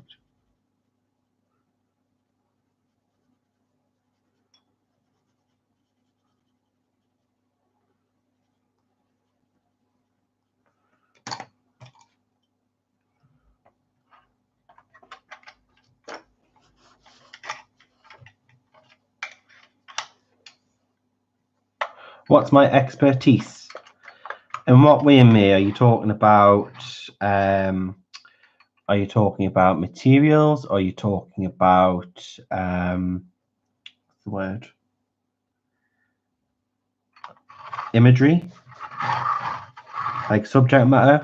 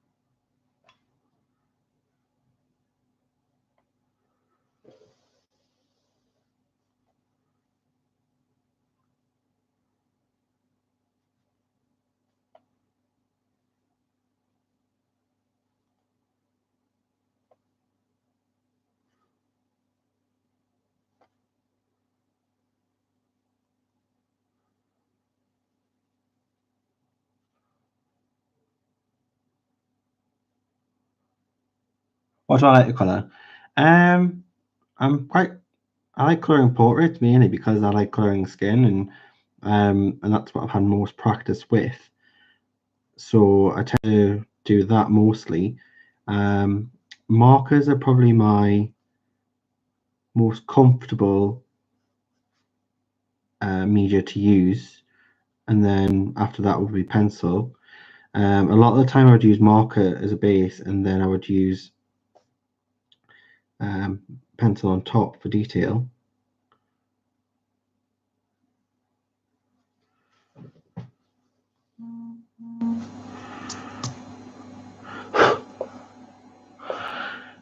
What's next? After that, focus on the top and the bottom wrinkle foil areas. Add diagonal strokes. This doesn't really have bottom foiling, so do I skip that part?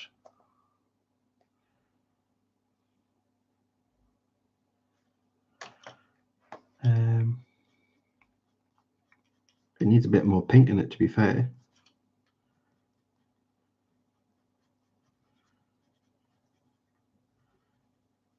I am using this, but then I'm also using it to be compatible with this type of egg because it's not the same shape. It's not the same file.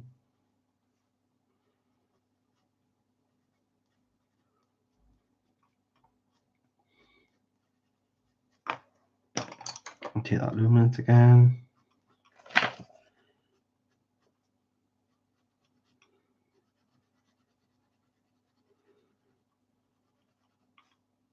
How about you, May? What would you say is yours?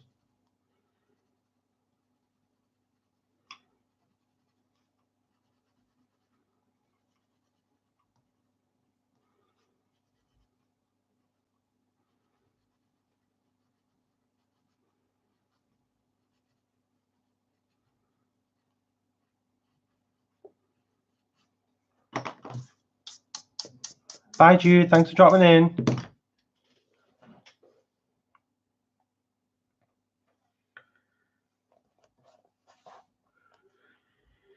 And then what's next? Orange. So we're going with the orange.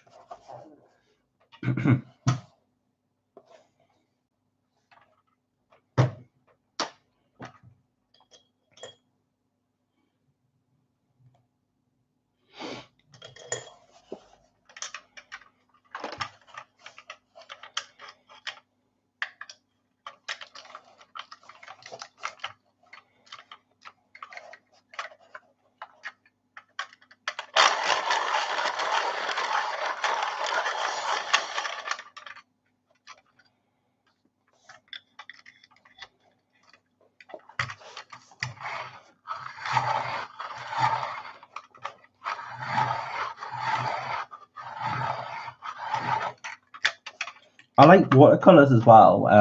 When I was at college, most of my paintings were watercolors.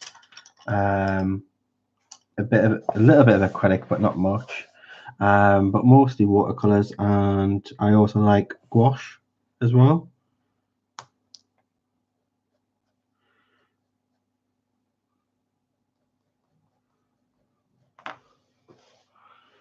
Okay, so the normal orange works just as well in the Prismacolor. So you can just use it as a guide. You don't actually have to use it as your color Bible. The colors that Jennifer uses doesn't have to be the colors that you use. You can just incorporate with the materials that you do have, use the closest thing, and you should get a similar result. Obviously, it will look different, but that's to be expected.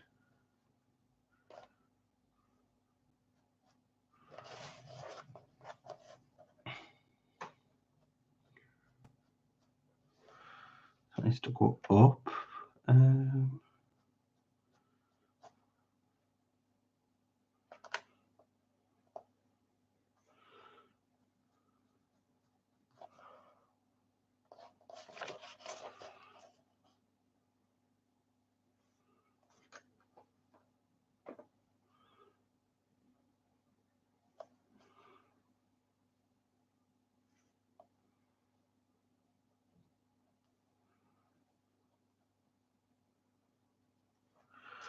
And then it says use the espresso, which I've got a dark umber instead.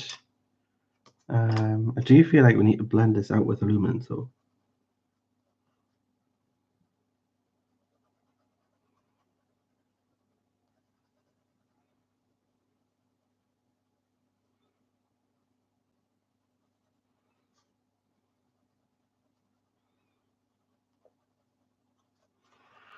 And now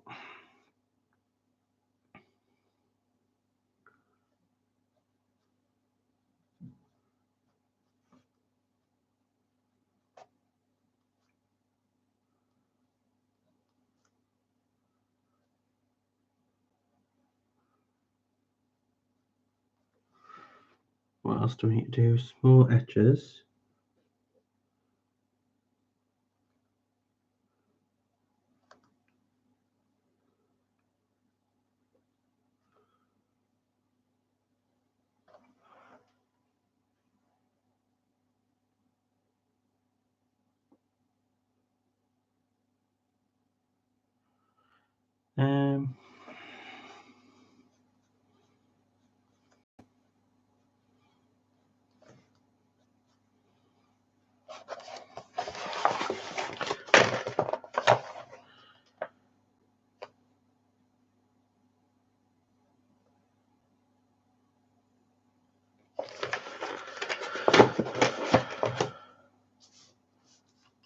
Now it says to use them at the top.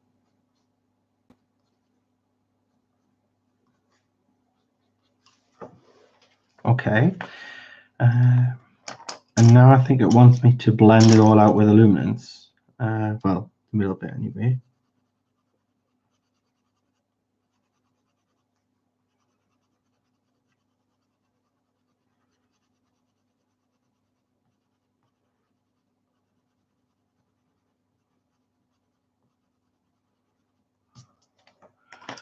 And then it says use the colorist blender.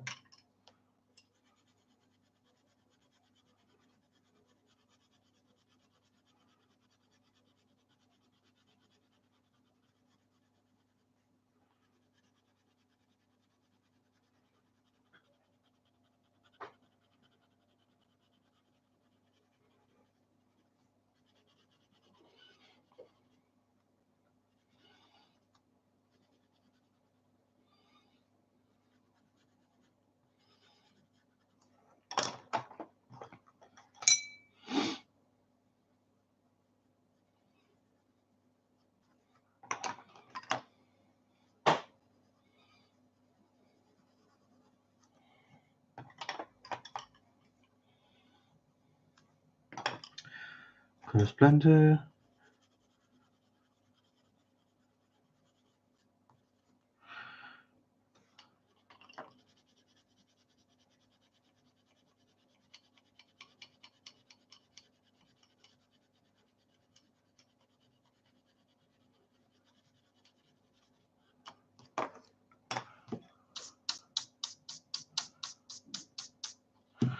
I'm not sure exactly, but we'll we'll get there.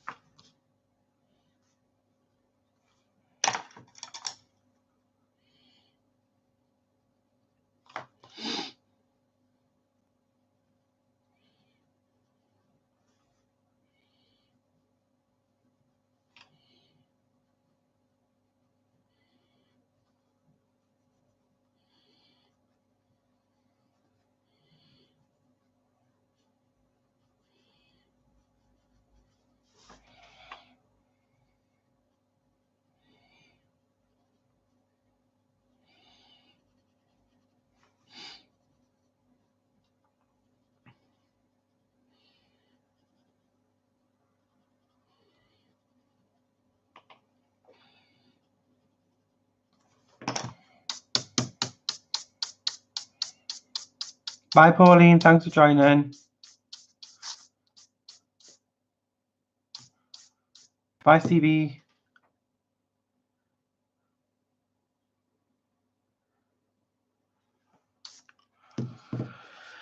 So, not exactly the same, but still looks effective.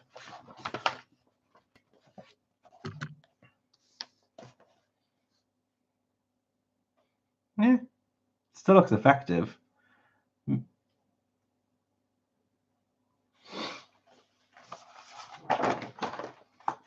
know, it's the first time you practice it, so it's going to take a couple of practices to get it to where it should be. Obviously, bear in mind this is a different style egg, but I think it doesn't look too bad.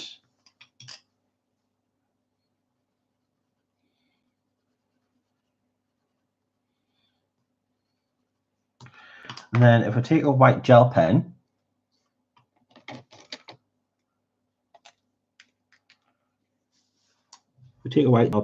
there's some little white specks here, so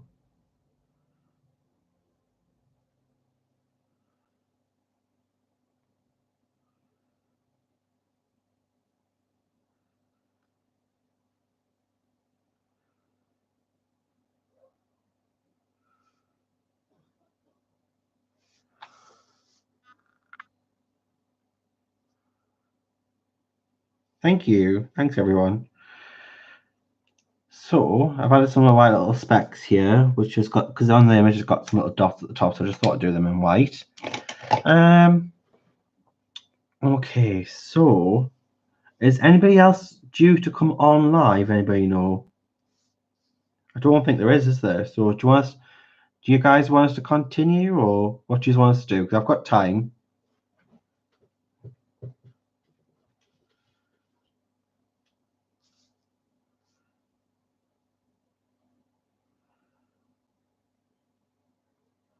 Perhaps we can get a chicken and a bunny done or something.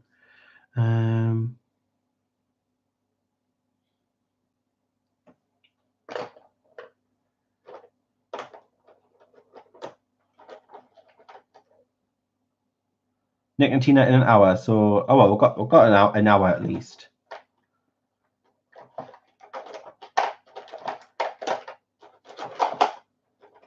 We'll have an hour.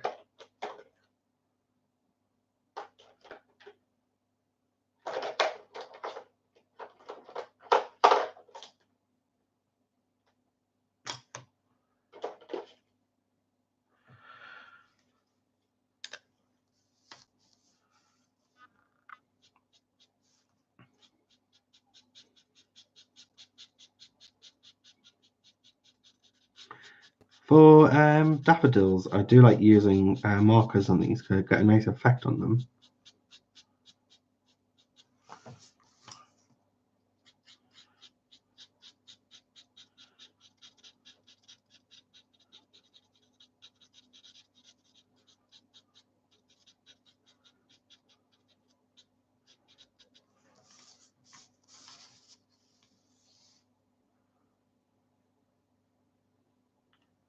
No, Nick, thank you so much for coming along and thanks for helping out. Thanks, honey.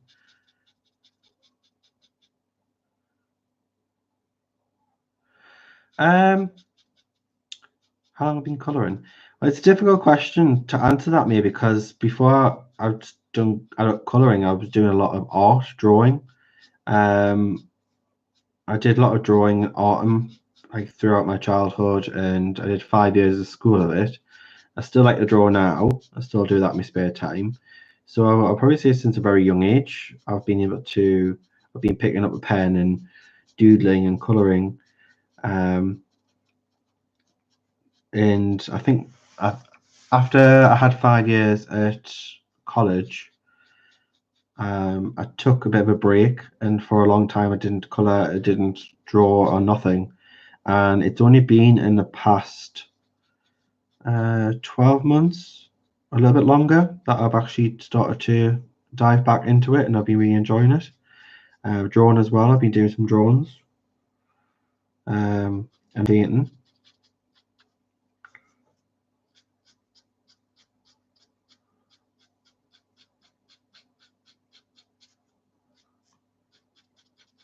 My main inspiration and the reason why I'm very creative and I have the talent that I have is because my grandfather was very, very talented. He was an excellent artist, and a lot of my family who are very artsy get their talent from him. He's no longer with us. He passed when I was about 10 years old. But he's, I mean, he's he was absolutely fantastic. He got offered a job on television to do art, but he saw a celebrity and he got nervous, so he decided to go down the pub instead. Obviously, that was years and years ago.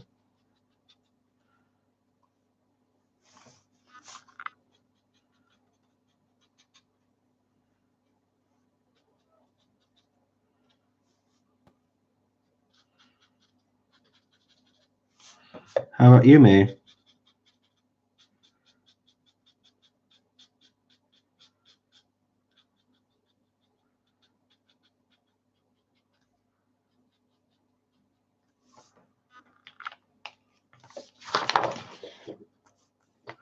It was kind of a bit of a lost love, really.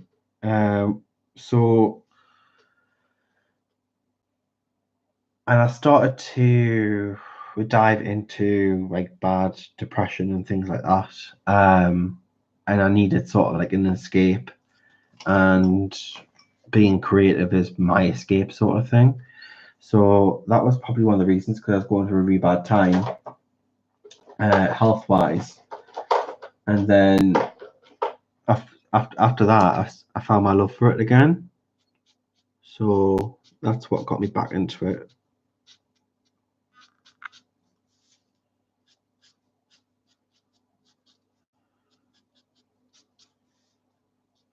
So as a base, I used a Buttercup colour, a Pro Marker.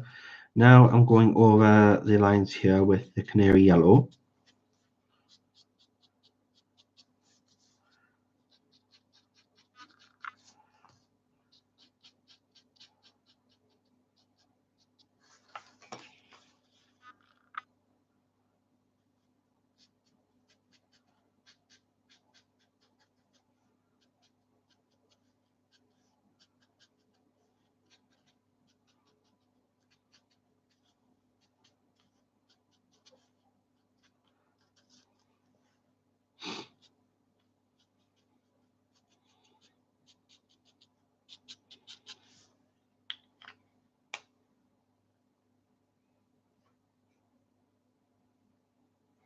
Hi Gary, thanks for dropping in. I'll see you later, mate.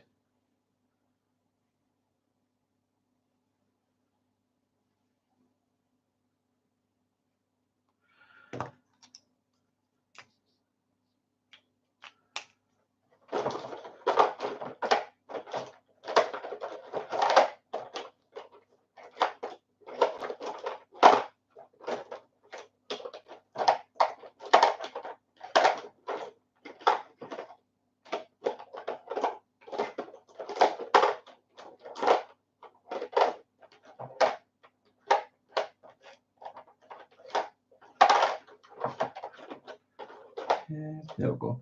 So I'm just gonna now take the gold color, which is like a yellowy orange.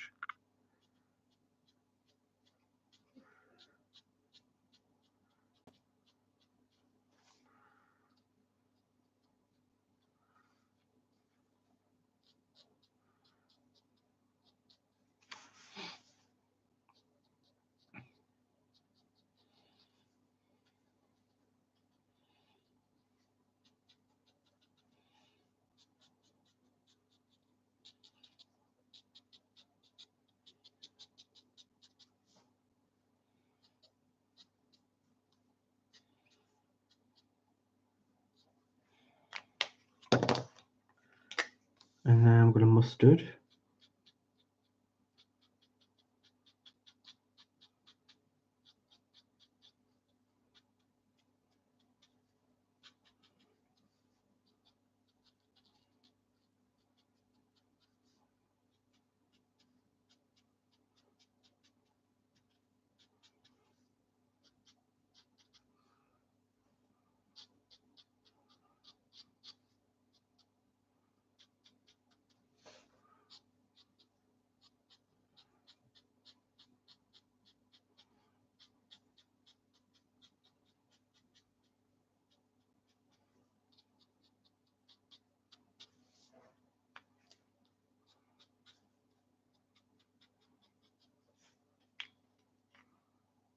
Oh, thanks, Helen. I know you've seen a couple.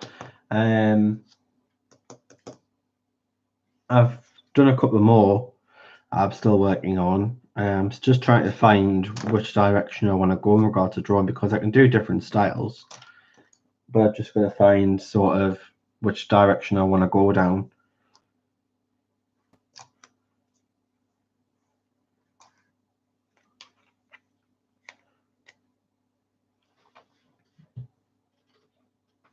Hi, Sung.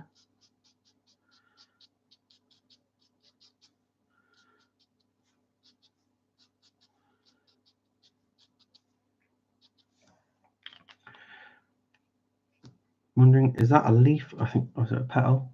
I think it might be a petal.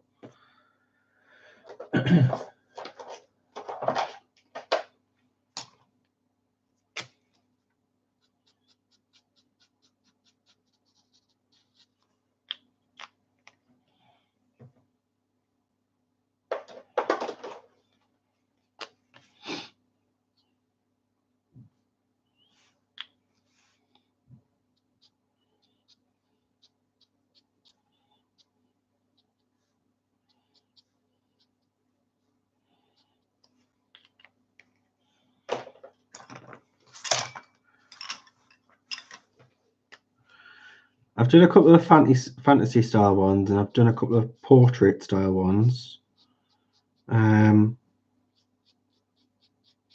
So I don't know which ones you've seen, Helen. Have you seen the fantasy ones or the portrait ones? The portrait ones are ones I put in a circle.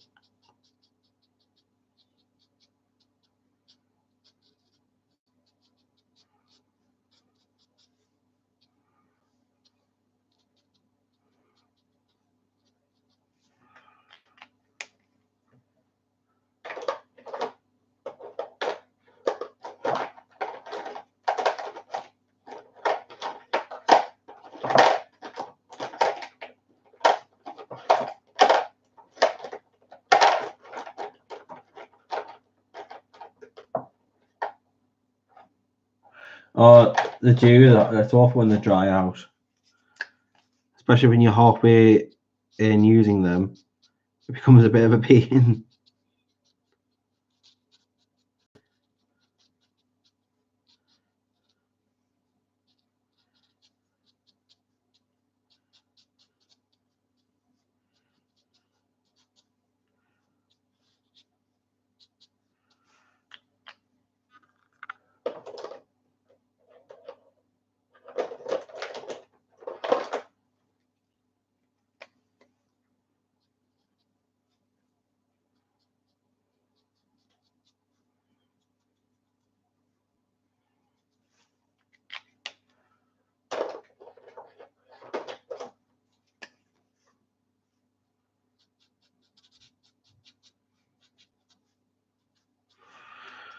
So that's our daffodils. Oh, sorry, out of image there, sorry. And then let's have a look.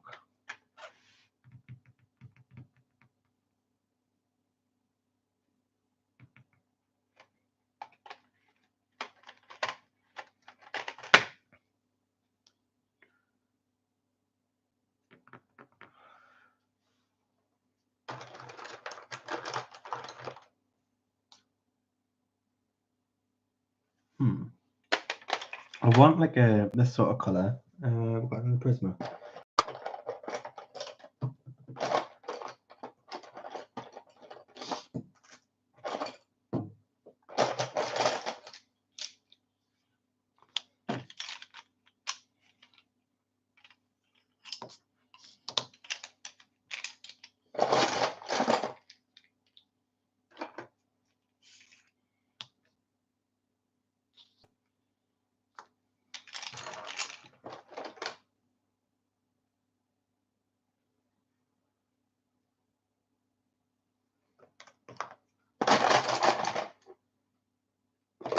Right, that'll do.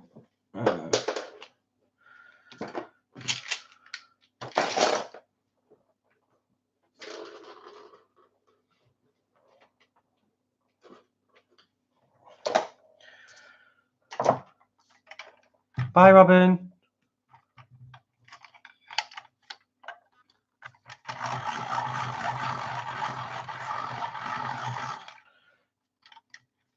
Touch 5 and heroes. I think they're very similar.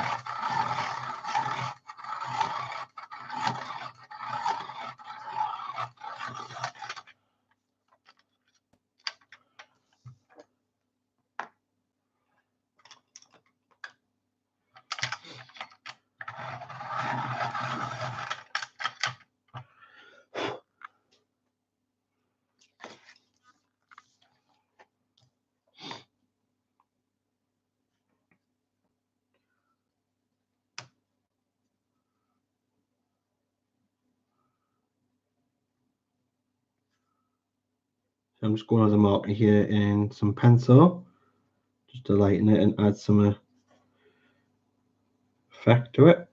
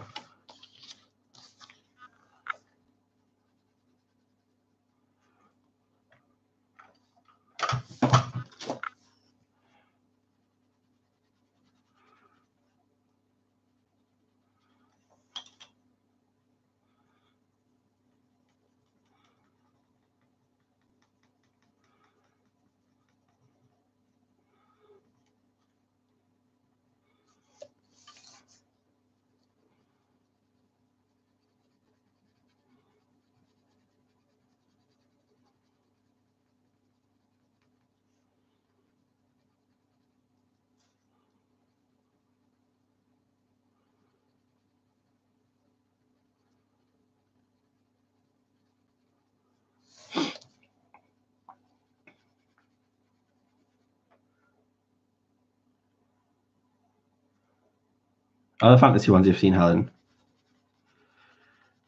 Yeah, there's a couple of them that I need to clean up, and I'll probably will raise some of them.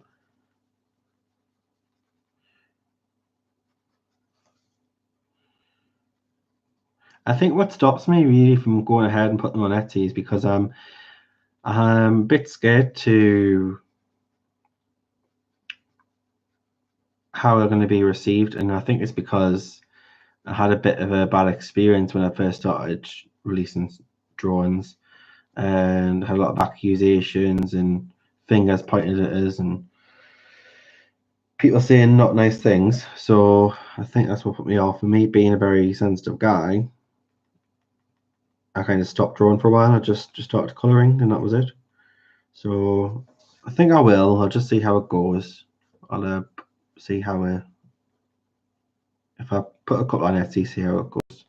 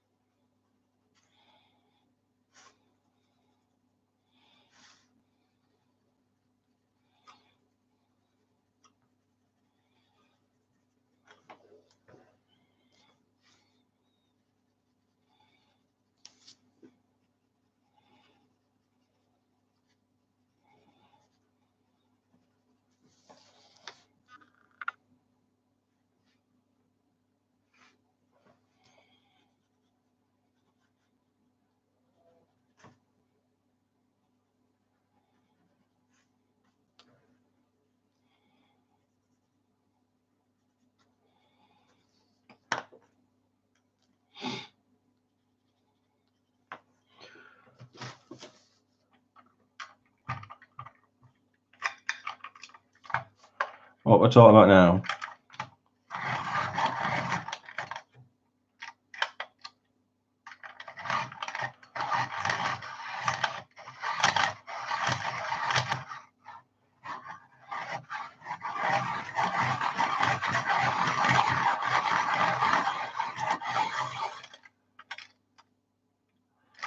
Oh, broken there, people.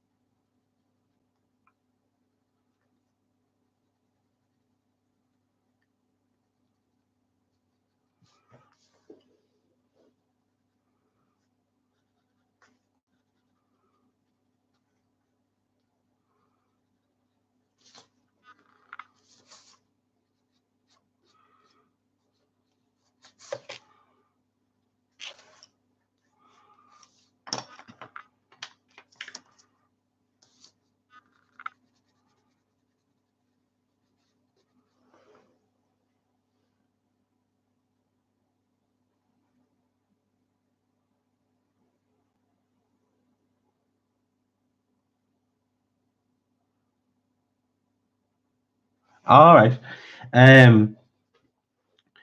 Yeah, the cheaper markers, you can get some markers and they do smell a bit fishy. When I started alcohol markers, I started with the Spectrum Noir markers, and I noticed their neon alcohol markers stunk, were very fishy smelling, and it wasn't very nice. So yeah, if you do get, you sometimes find that in the neon colors, you get a fishy smell.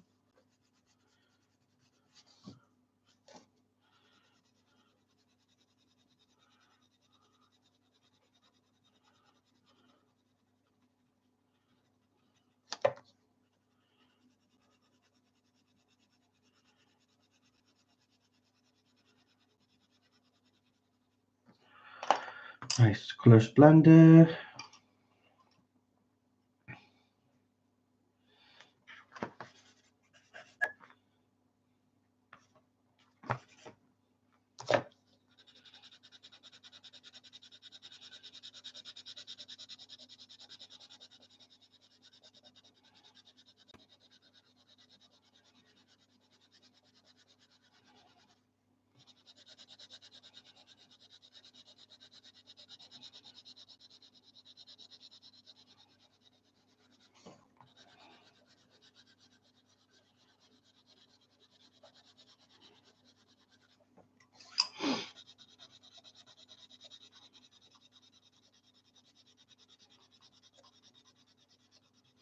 So you can see the difference it makes by using the alcohol marker base and then going on top of pencils.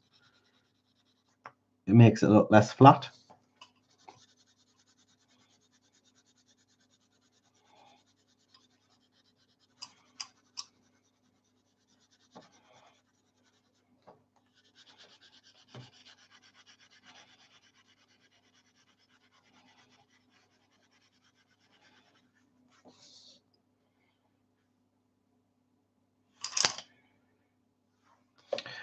Hi Jen, so I tried the egg. It doesn't look quite exactly the same, but because we have a different foil of egg, a foil on the egg, a different shape and style, I've just kind of had to take your example and take parts of it and then incorporate that, but change it slightly to go with this style.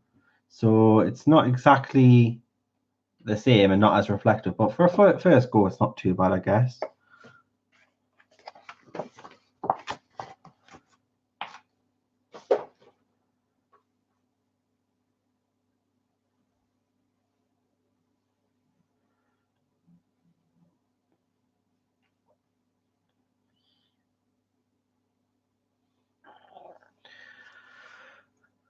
The only problem I've ever had with markers, Jane, is this of a smell. Is like I say, it's with the neon colors. The neon colors tend to smell a bit fishy. I haven't got the Pro Marker neons, so I can't really say for them because that's what I use now. But when I first started out on alcohol markers, I started on the Spectrum no more, and their neons they do smell of fish. So yeah, definitely. Right, so that's the top done. What should we do next? I think I want to go back in with pencil on the skin a little bit.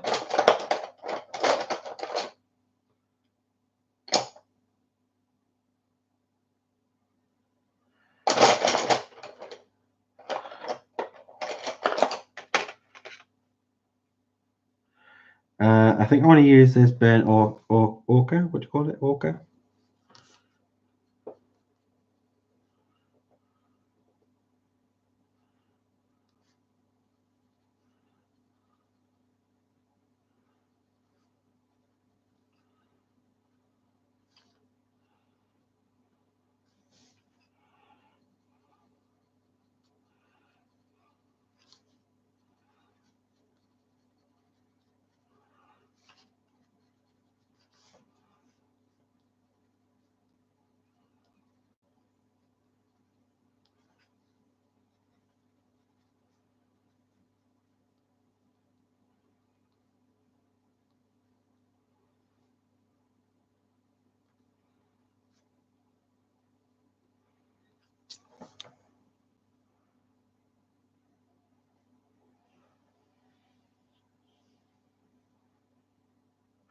Yeah, I would love to get some Copics.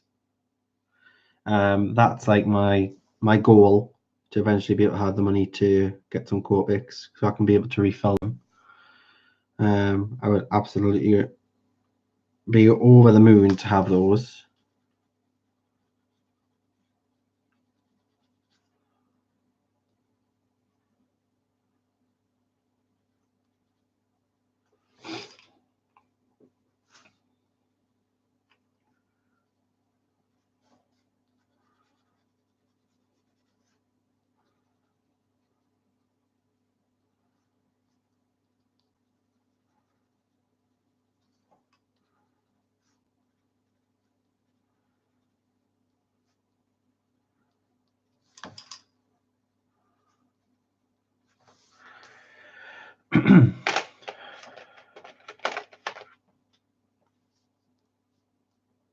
Yeah, because you can refill them. I think a refill is only like £7, and you can refill a Copic Chow about 7 times with it anyway. So it's about £1 a refill. So about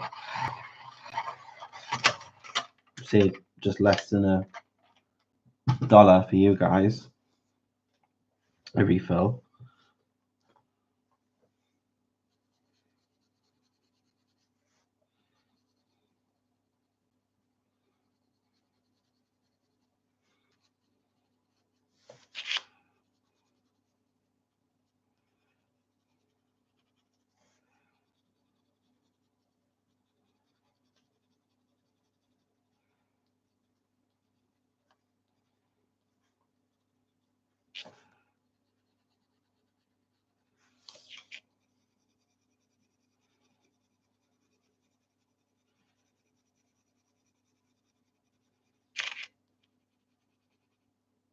I'm using the Peaches and Cream, guys, from the Arteza set.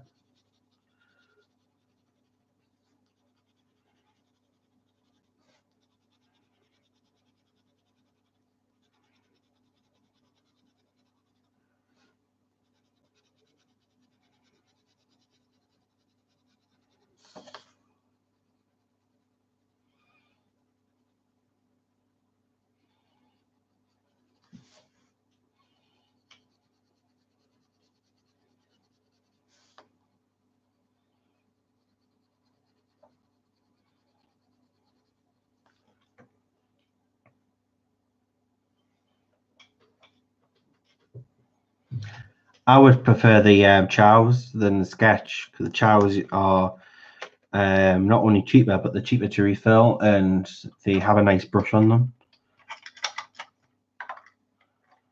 And a lot nicer to hold from what I've tested. So I would, if it were me buying them, or if I was to use them, I would use the chows.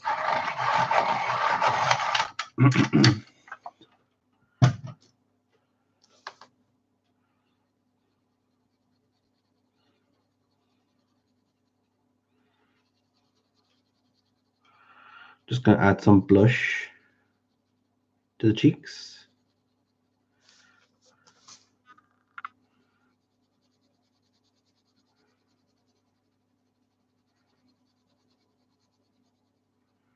So we're really diving into that essence of using mixed media with Jen's book, where she says you can save money by using mixed media. Yes, it's an investment to begin with, but you're saving your materials in the long run because you're not having to restock them as much.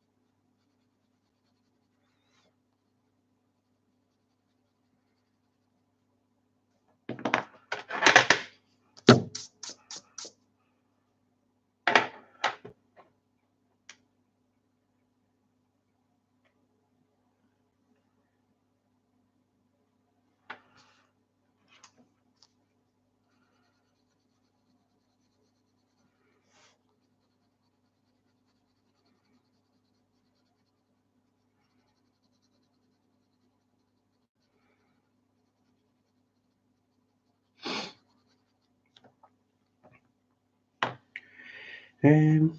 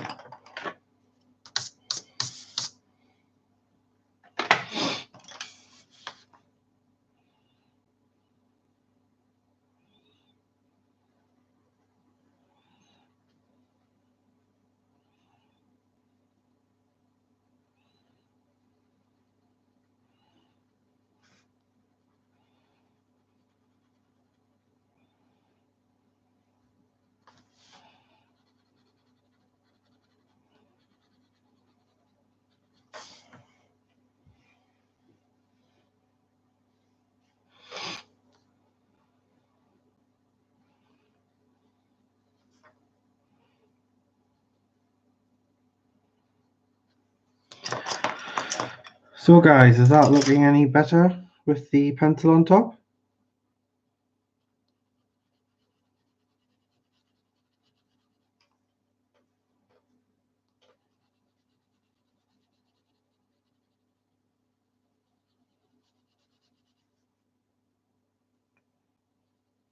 Oh, hi Namo, you're back.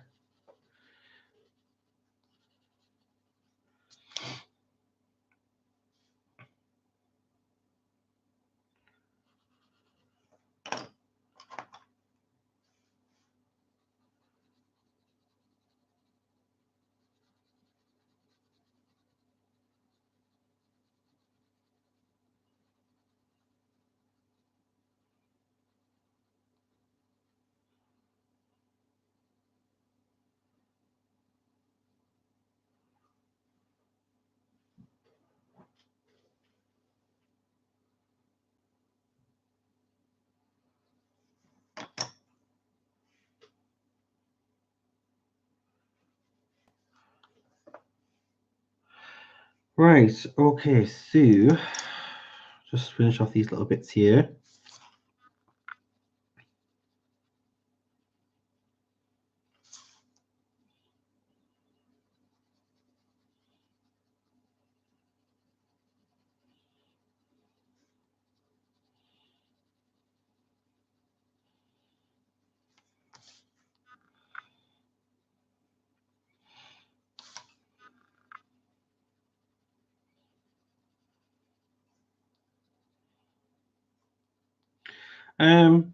Who fancies knowing some exclusive information what I've got planned? Who wants in on a secret?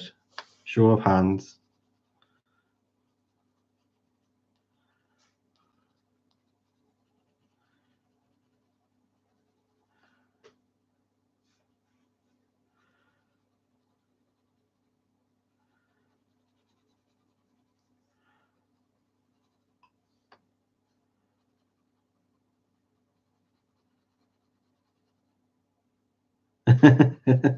That's a yes from Nana Mo.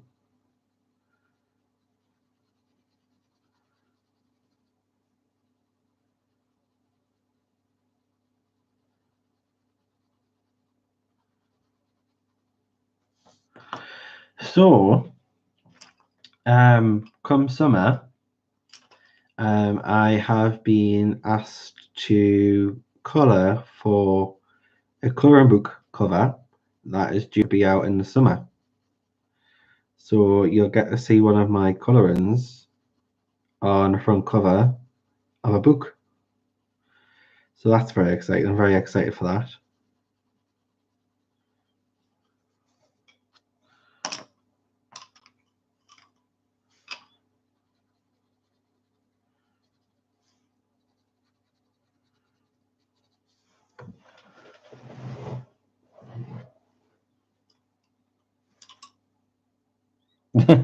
Hi, Jean.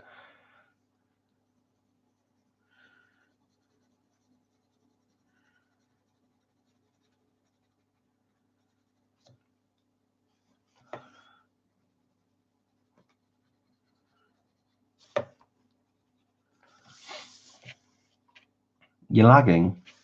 Try refreshing it, Maya.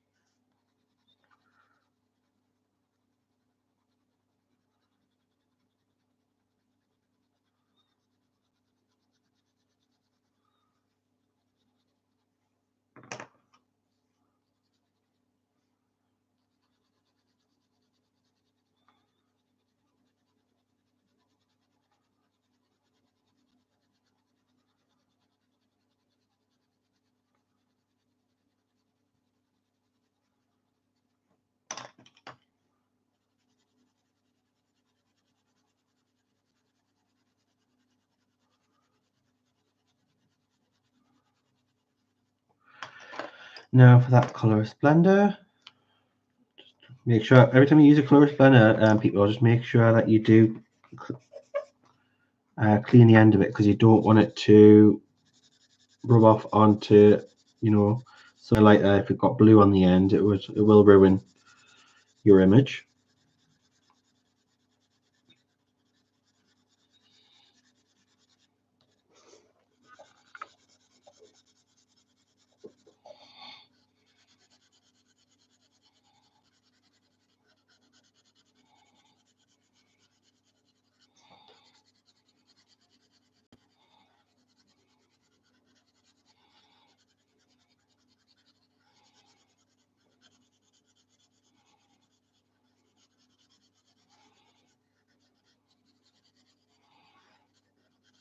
With pencil colorist blenders, what I tend to find better as well is I don't like using colorist blenders when they're very sharp pointed, because it'll just look scratchy. So I always like to wear down the point a bit and use the blender that way. So it's much better when it's flat.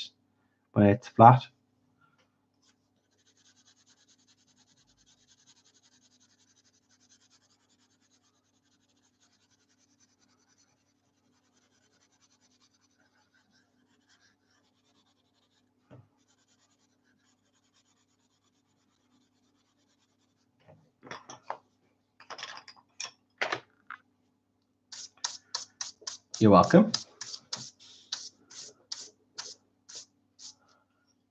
Hi, Matisha. Don't know if you can hear, but my wrist keeps clicking.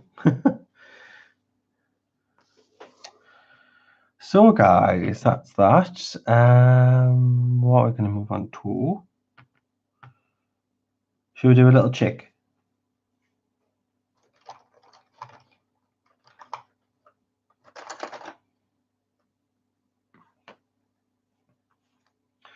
So for the chick, I'm going to use a Polychromos cream because it's more yellowy than cream. And I'm just going with light pressure, I'm going to go all over this little chick.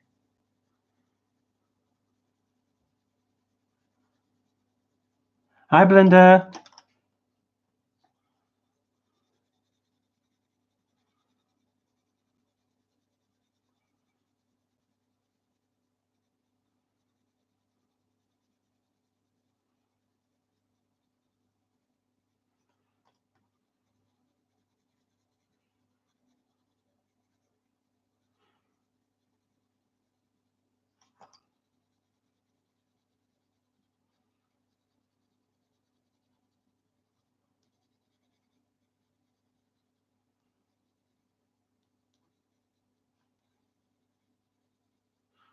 So I've used Prisma on this paper, I've used Polys, I've used Arteza, I've used markers, and they've all taken this paper absolutely lovely. So it is a great paper for mixed media. For those of you who weren't sure when I mentioned which paper it is, the image itself is by Kelly O'Gorman, and also the paper is available on her Etsy store. So this is her own paper.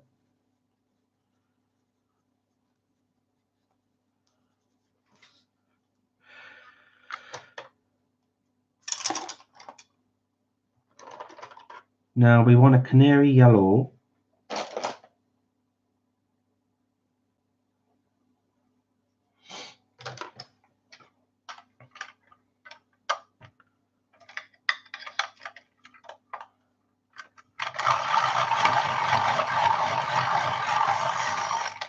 Hi, Natalie.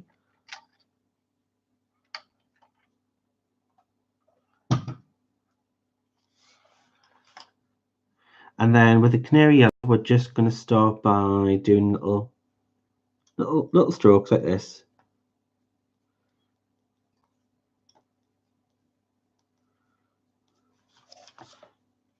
Just sparingly.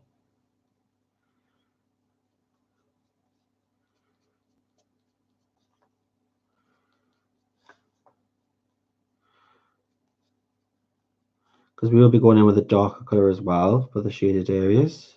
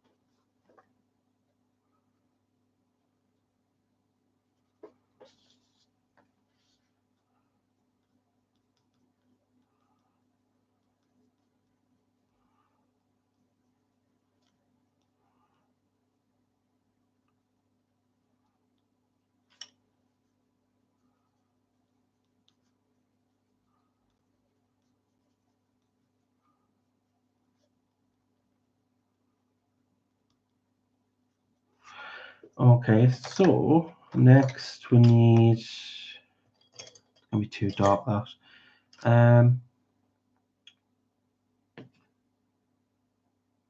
The yellow orchard, how we pronounce it.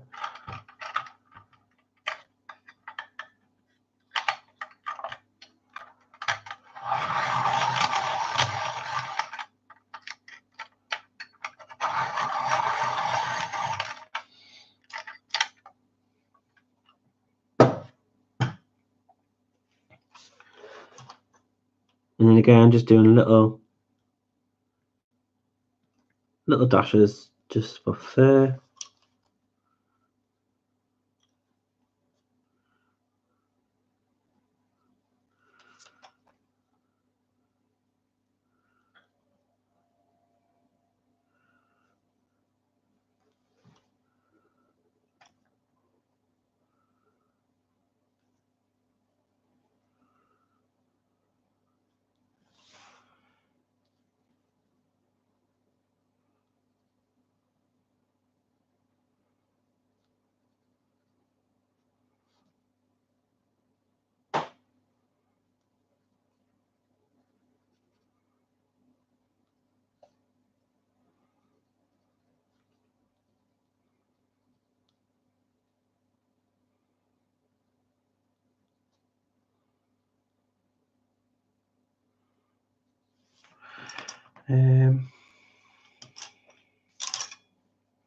Now we take the luminance.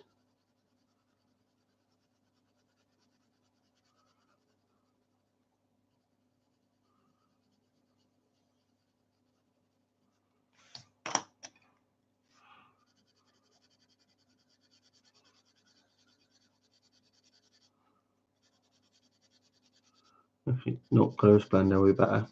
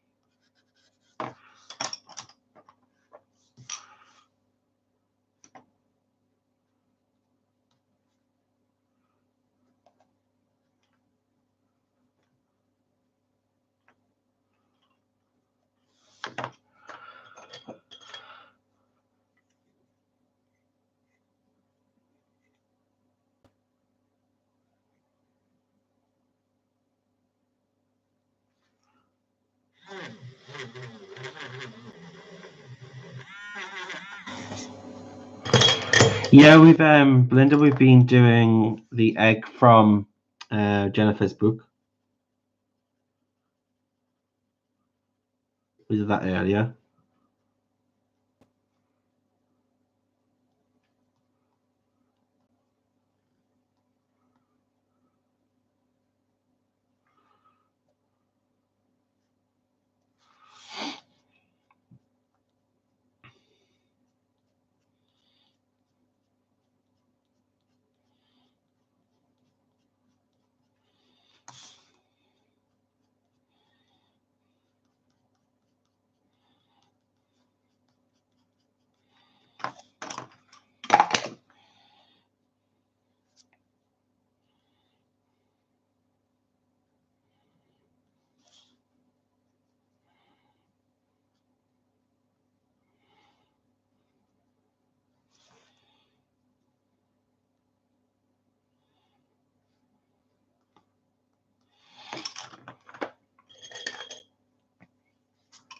Bye, Jane. Thanks for coming along.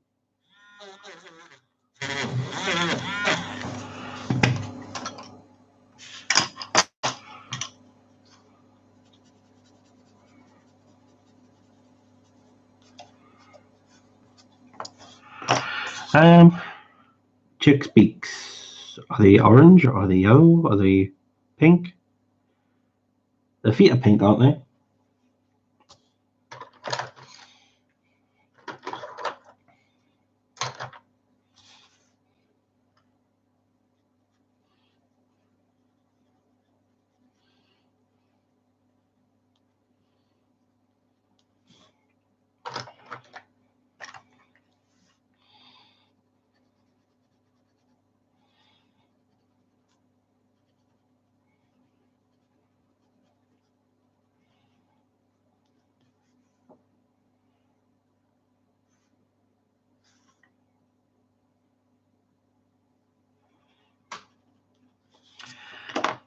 Um,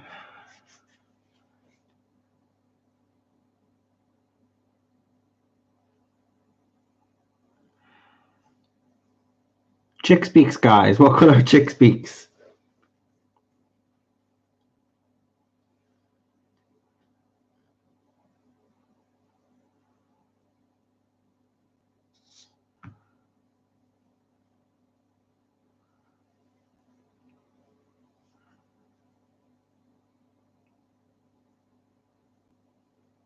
Are they orange?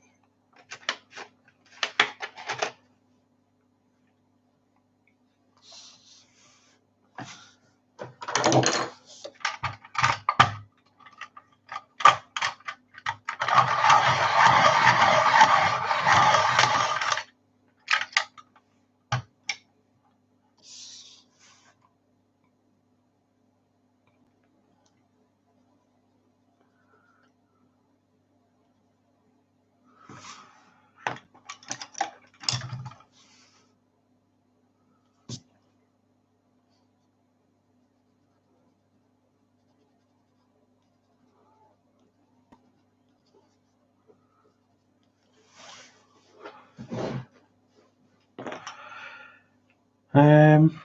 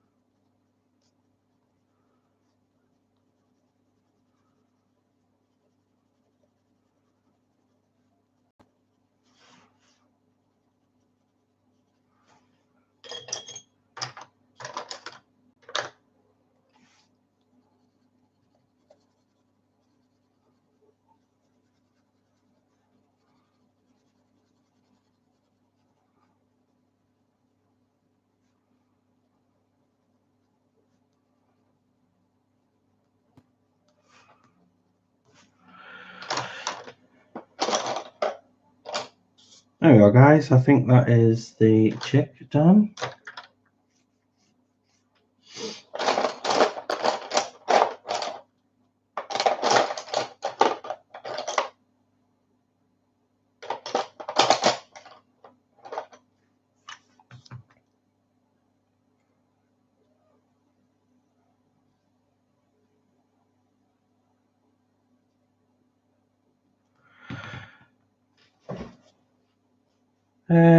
Is there anything else I can get done?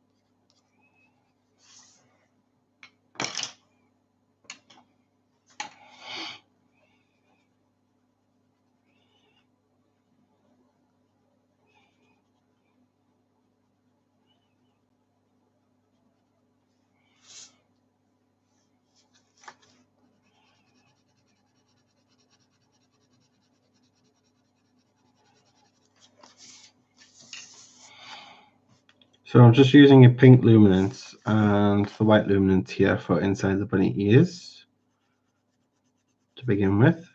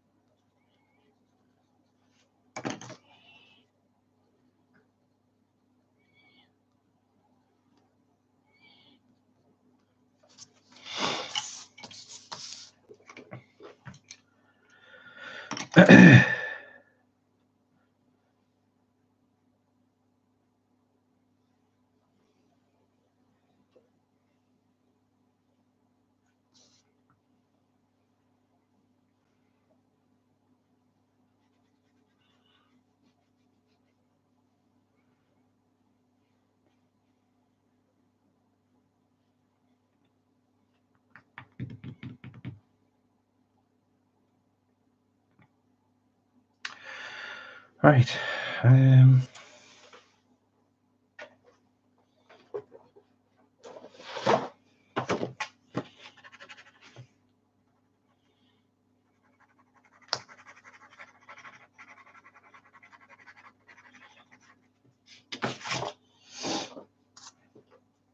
gonna add some detailing, guys, and then thanks, Sung.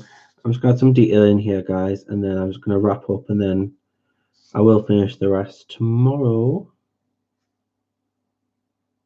because we've been on for 3 hours now, guys.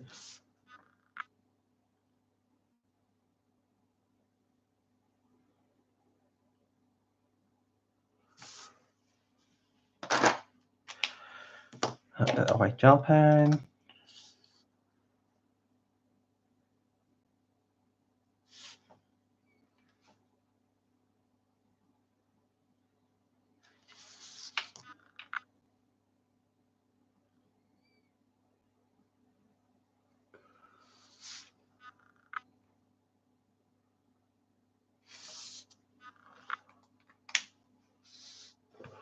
So guys, that's all we've got time for today, since I have been on for a total of 3 hours now. So we did the Easter egg file, thanks to the lovely Jennifer Zimmerman for her tutorial from her brand new book, The Secrets of Coloring 2, which is available on Amazon, USA, UK, and most of the Amazon sites have it now. It's a fantastic book, absolutely fabulous. It goes well with the first one. You know, it's just as in depth as the first one. I've got the first one here as well. So we have Color and Secrets, Secret Coloring, and Secret Coloring 2. So I think you get about as much as information in both. So they are both really good books to have. So if you don't have any of them, I would require you to get both. They are a must-have, and they have loads of information on there. Even if you're advanced or a beginner, you can still learn from it, and it's fun to have them as well. So they're both available on Amazon. So thank you very much, Jennifer, for allowing us to do that and for the copy of the book. Thank you to Kelly for this lovely image, and it is free for, I think it's for a limited time period. So if you haven't got the Kelly Gorman colouring page group on your Facebook, go over there, add a request to be in the group, and then send a message, and Nicola will respond to you to give you this image. If you've got any questions or anything, leave them in the comments below, or any requests whatsoever, pop them in the comments and I'll get back to you. So thanks so much, guys, for watching, and I'll see you in the next video. Take care, guys. Bye-bye.